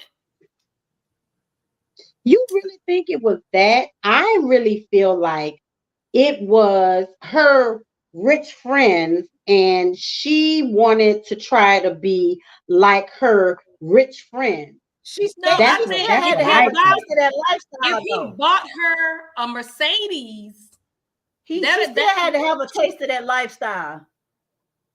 They have the lifestyle, and she want what she want. Mm-hmm. But that's what I'm saying. They've raised her in that aspect, in that, oh, babe, you asked for it, you got it. And so he like, I'm getting her a Mercedes. She ought to like this. It's top of the line. Nope. Yeah, it is. It's fully equipped. Beautiful. Yep. I'm gonna find it's on my page. Hold on, let me see. Let me find it. It was just, but for me, I still feel like there's some mental things going on there between the families, like the mom and I just feel like it's something going on because you're not gonna automatically just feel like I don't feel like my mom and daddy have to do nothing for me, even when I was younger, because they took care of me. I had a roof over my head. I had the things that I needed. And when they wanted to give me other things, they gave me other things. But I think I found it. You to say that, no, I don't want, she just straight out said, I don't want that. It's the other way around. I found it. They gave her a Tesla. Yeah. No, they gave her a Mercedes. No, not that one. That's not it. That's not It's the not one. the one. Mm-mm.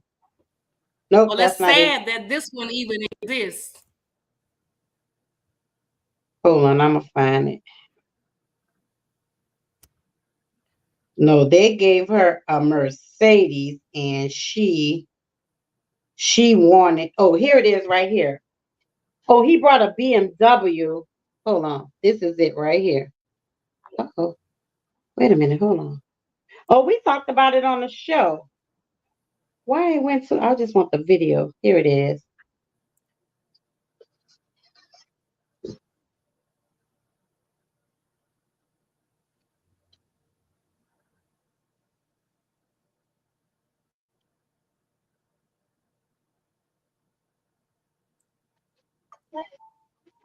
They tell you.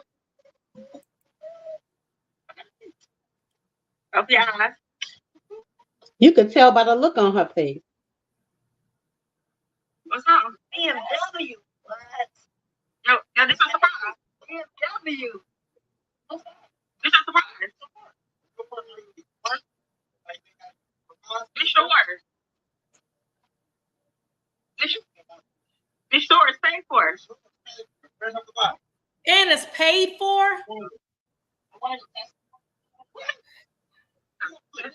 Where's the Tesla? What is that?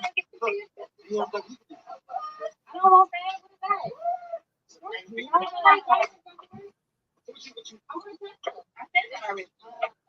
It's you want those.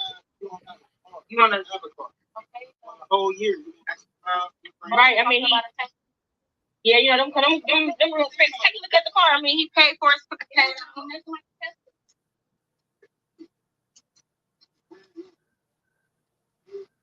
Brand new. Here. You don't like it? Oh, I thought you'd be excited that he paid his money for it. No. I want a Tesla. I mean, but that's, you know, you're not appreciative. You're not appreciative. Hey, look at that. What is this? That bitch said, what is- What you want me to do? She said, take it back and give me a Tesla.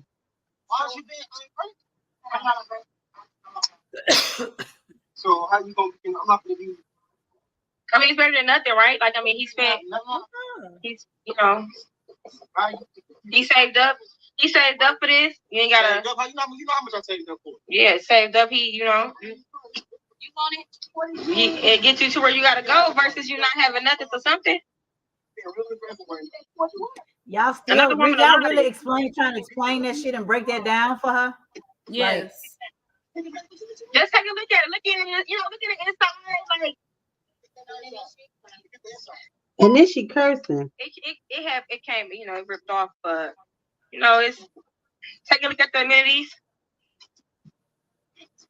Sunroof. You can't even spell amenities. Sunroof. Brand new car. She said no. Yours. Got it in your name and everything. The fact that they're really explaining that shit. Take it back. Take it back.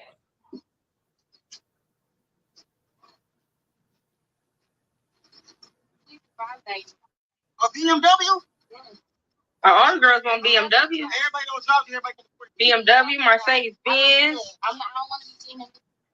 That thing said, I'm gonna be seen in this.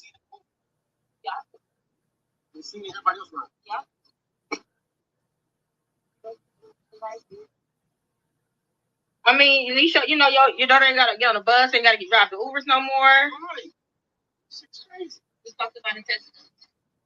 I mean, y'all didn't talk about other options.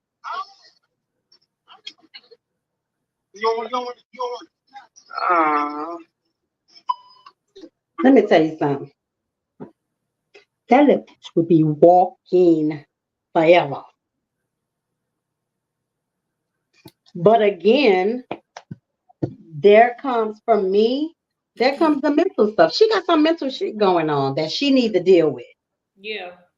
She definitely has some mental stuff that she needs to deal with.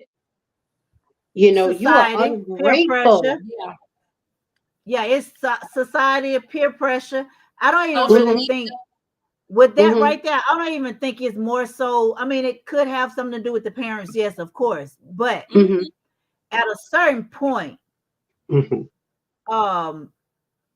get the fact that you're saying that you don't want this because it's not a Tesla Yeah. and it's a BMW top of the line that's paid Yeah. for In her name. in your name. Well, Yeah. You she ain't said gotta do nobody nothing, drives those anymore.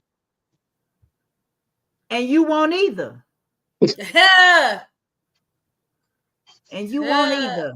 I would love The fact to that see what they he did were with it. still I trying would to love to see help that. her to help her to see why she should have that car was a Mhm. problem for me. Because Yeah. after the disrespect,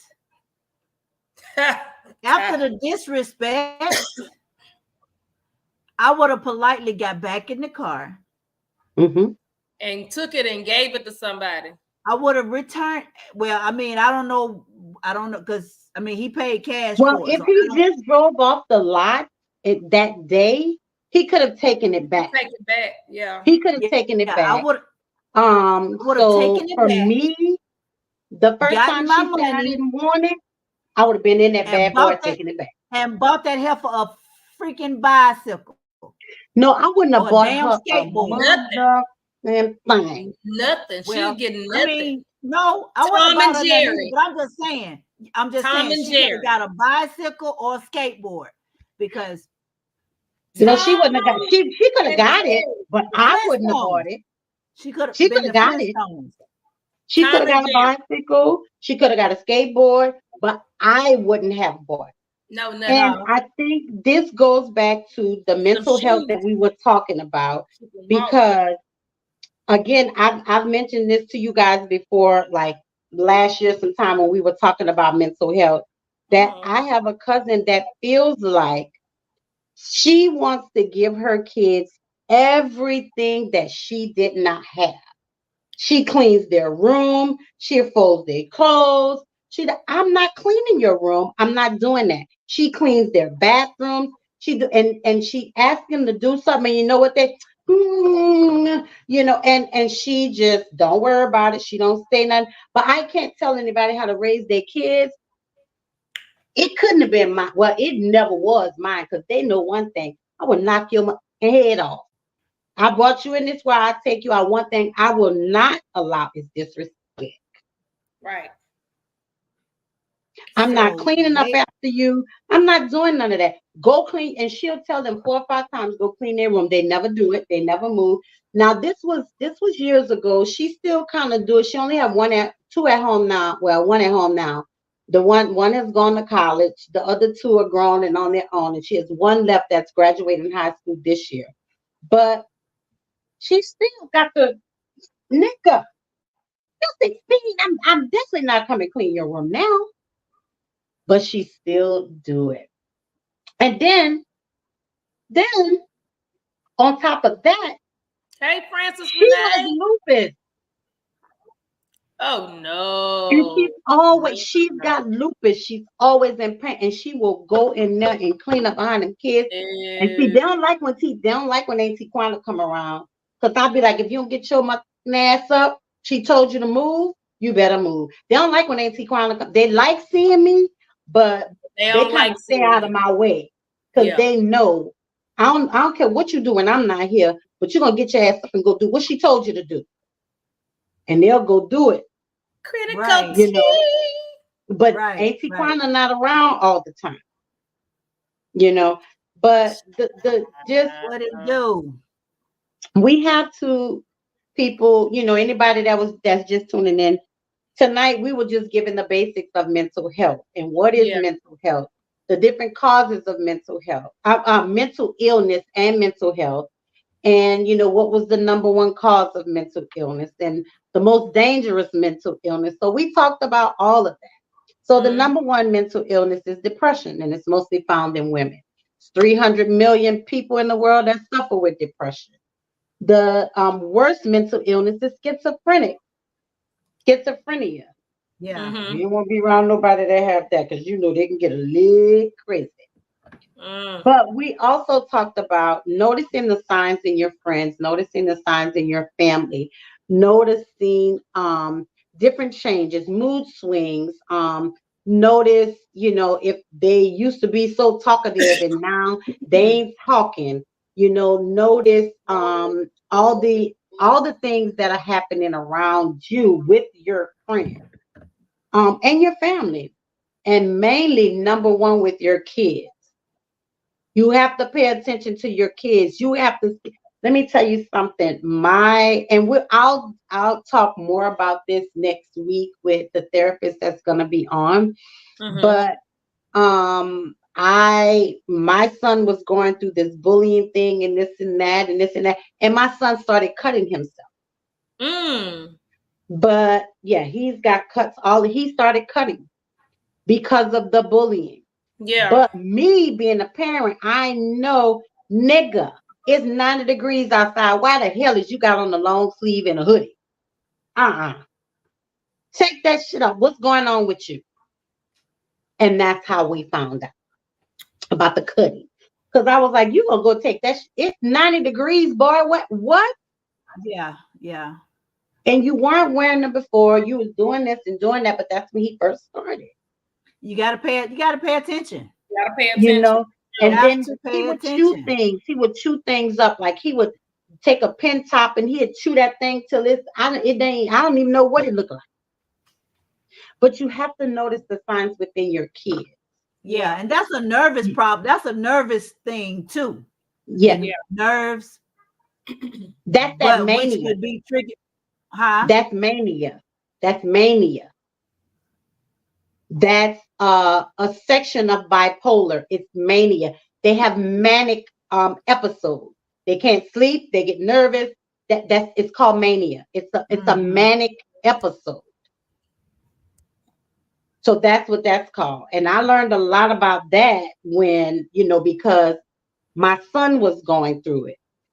He wouldn't sleep. He'd have to go to school in the morning and he'd be up all night. He wouldn't go to sleep because he was having a manic episode. So then we had to start getting things to help him sleep. So it's just basically the chewing can stem from anxiety as well as mania. Yes, it definitely can. It definitely can.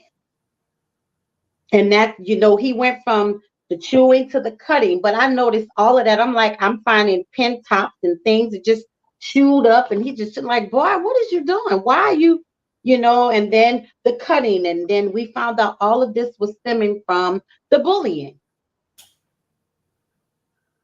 He didn't really want to tell nobody. They wasn't doing anything at school and, all of that. So just basically, y'all, all month, we are going to be discussing the different illnesses the different mental illnesses, the causes, how to help them, how to treat it, signs to look for. We're just going to talk in depth all month. This is going to be all month. We're going to be talking about the different things and areas of mental health, from grief to depression to schizophrenic to anxiety to all of that. We're going to address all those issues this whole month with counselors, therapists, and just people who are dealing with these things. Ungrateful chick. Wait, let me see. Somebody say, really? Ungrateful chick. This is why young men really. That was Francis. Francis Renee. Really want mature women. We have standards too, but we know that gratefulness is, and that chick was about opinions and status instead of, who's she talking about instead of love? One of the videos. Oh, the girl. Yeah. A love and appreciation, showing that man how much she appreciates him. The deep rooted mental issues are. Yeah. I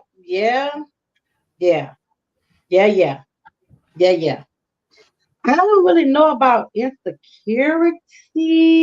Well, yeah, then it could be, because she said nobody's driving BMWs and everybody's driving Teslas.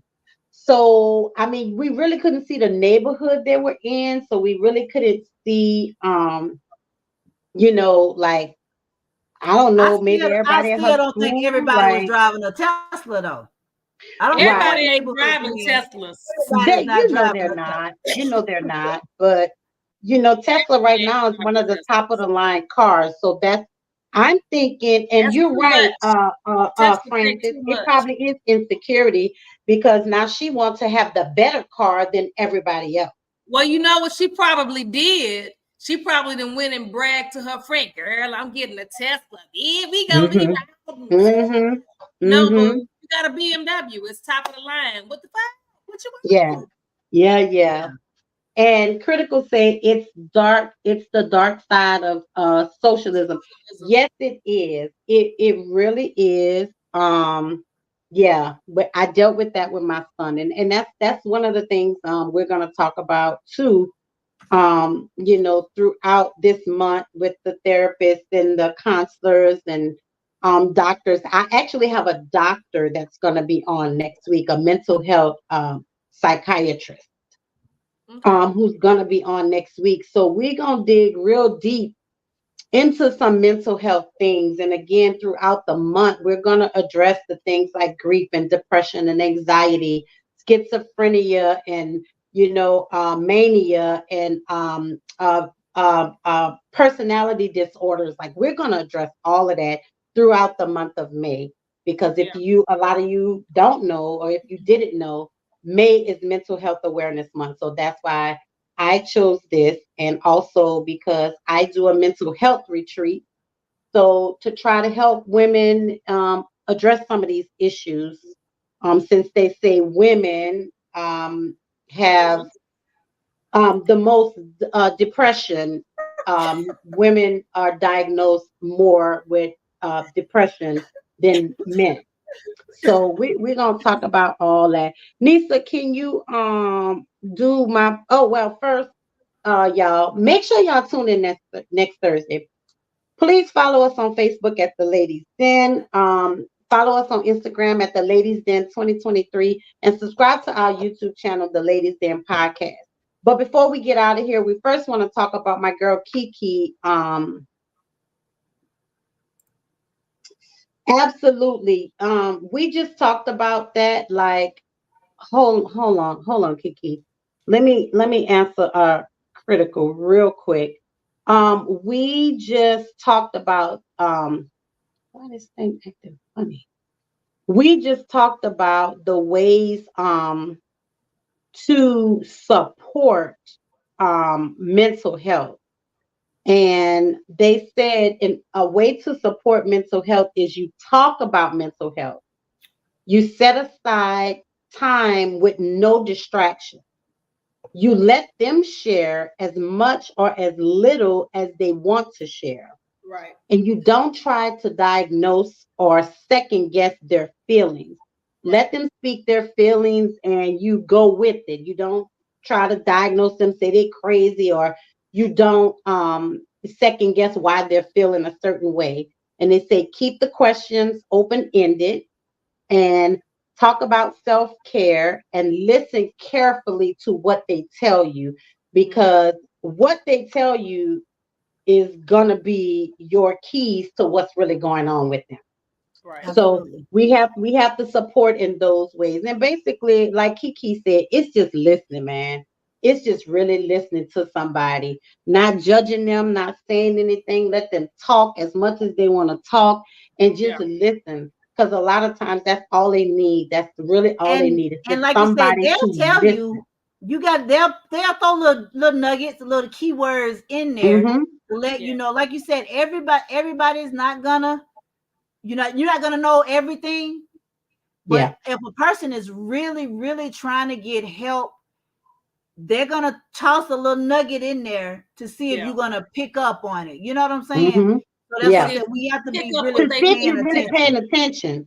You got to be paying attention. And before we get out of here, this coming Saturday is my pre-Mother's Day brunch, my 4th annual. Lord, woo. I am so excited. This is the 4th one, you guys. It's for those of us whose angels are no longer here with us. We are going to celebrate them. We're going to honor them. We're going to say their names. through you're gonna have some speakers. I got some great speakers that are gonna be there. I got some great entertainment. I got great food, vendors, sponsors. When I tell you, God showed up and showed out as he always does. Every year gets bigger, every year gets better. I'm just thankful for my support team, who didn't give up on me. You know, everybody pushed me to go through with this, you know, because it's been a thought, you know, it was a process. You know, this is my baby, y'all. This is my baby. I birthed her 4 years ago. She was in the womb over 17, but I birthed her 4 years ago. And it's been beautiful. So if you all are in the Atlanta area, in Marietta, come out and support this pre-Mother's Day brunch. Is a celebration for our heavenly angels at 1148 Franklin Gateway. Tickets are still available on Eventbrite, and they will be all the way up until Saturday, you know, pre-event, so you all can still get tickets. They will be available. So come out and support, you guys. We'll love to see you. It's an awesome brunch, y'all. It's an awesome brunch. Yes. It's an awesome brunch. Awesome brunch. Oh my God. Yeah. Look at her. We got Missy B's catering. Missy. Oh my God. We got the cake man. We got the cake man with the dessert. Oh wow. Okay, cake man gonna be there. All right. We got Tiki Latrice with the cocktails. All right. I'm telling you, like I said, God, he just been really showing up and showing out. And each year he puts people, the thing about it is, I don't even have to say anything. All I have to do is mention. All I have to do is mention, and I the support. Yes, Tiki Latrice. Thanks, Latrice. Thank you so much, Latrice. For showing up, baby. I appreciate you guys. Lock Essentials, KKMG, who T-Bump, he sponsored 4 people to come this year, which was a beautiful thing. You know, I got everybody, you know, those that needed to be sponsored, you know, those that have supported me, that have bought tickets. Just all y'all, you know, Ladies Den, TLA, Cut 'em Up Key. I love y'all. I love everybody. I'm super excited about this Saturday, and we will talk about it next week. You know, about the outcome, because it's I was about to say next week. Wait a minute. Okay. I mean, this Saturday, May 4th, 1 o'clock. The show will go on. I'm just letting you guys know. Be there. Yeah. Be there. Nissa, can you post that mental health retreat flyer I put in the group? You put it in the chat? Yeah, in the chat. If y'all have any questions or you need to know about the details, the link has been dropped, or you can inbox me, DM me, you know, if you have any questions. I got you. Okay, take your time, baby. Take your time, sugar pie. Bam. So this is my mental health retreat that I am hosting this year in Miami. And if you were on earlier, I was saying that I have locked down a yoga meditation and sound meditation person. So we already have her locked down. Y'all don't want to miss this retreat. I am going to be traveling with the retreat moving forward, because I just want to add certain things to the retreat and different things. So this year, Miami, next year we'll be in Cabo San Lucas, Mexico, and we're gonna be just going around the world doing some different things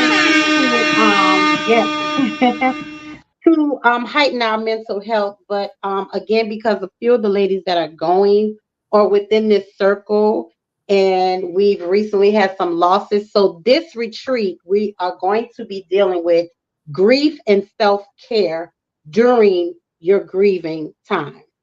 So we're going to be dealing with that, and along with, some other stuff, but it's only $550. That includes your transportation, your food, your lodging, your excursion, the yoga meditation, your 30-minute counseling session with the therapist, t-shirt, gift bag. So it's a lot included in that $550. And just like I said earlier, I ain't making no money off this trip. Every dime is going to everything we're doing. Just to kind of give you an idea, the yoga, meditation, and sound person is $65 per person. That's not even the grief counselor. So, I ain't making no money off this trip. So I don't want y'all to think I'm making no money. Every dime. And $30 of that $550 is also going to my girl Kiki, who is doing our t-shirts for the mental health retreat. So, just to let y'all know, y'all already at $90 right there. So just letting y'all know that I ain't pocketing nothing from this retreat. All the monies are going toward whatever I got on the bottom of that thing right there. So yeah. So my girl Kiki gonna be making the shirts for us for the retreat. So yeah, if you guys have any questions or you're interested in going to the retreat, the phone number is at the bottom of the flyer. And we'll post the flyer in on the Ladies Den page as well. So anyway, that's it for tonight. Like I said, we will have I forgot her full name, but we will have a mental health doctor on next week to kind of break down some of these areas of mental illness. And we're going to keep this going. We're going to try to tell your friends to tune in, tell your mamas, your daddies, your older children to tune in, because throughout this month, we want to try to help somebody. We want to give somebody some tidbits to add to their life to try to start that journey of healing their mental illness. We all dealing with stuff, but we need to recognize and reach out so that we can get help to live healthier lives, and just to make our mental health a little more healthier. Amen. All right. So follow us on Facebook, follow us on Instagram, Ladies Den 2023, and please go subscribe to our YouTube channel, the Ladies Den Podcast, and we will see you guys next Thursday, 7 o'clock. Lady K, are you ready? I know she's ready. Kiki, are you ready? Bayou Diva, let them know that you're ready. It's Thursday night, they at it again. You got it locked into the Ladies Den. It's Lady K, Kiki too, plus the Bayou Diva. You know how they do. From breaking news to favorite foods. See what's popping in the city, hot topics too.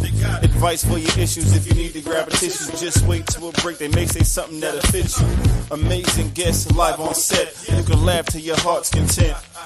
They appreciate the love cause it's truly a blessing. My name's Saga Boss and I approve this message. Ain't no room for hating, enjoy the entertainment. Wait, how you do it? To the ladies den, so there's no confusion. We love what they do. You are locked in to the ladies den. The Ladies Den, Thursday nights, 7 to 9 p.m. Eastern Standard Time. Tell them Saga sent you.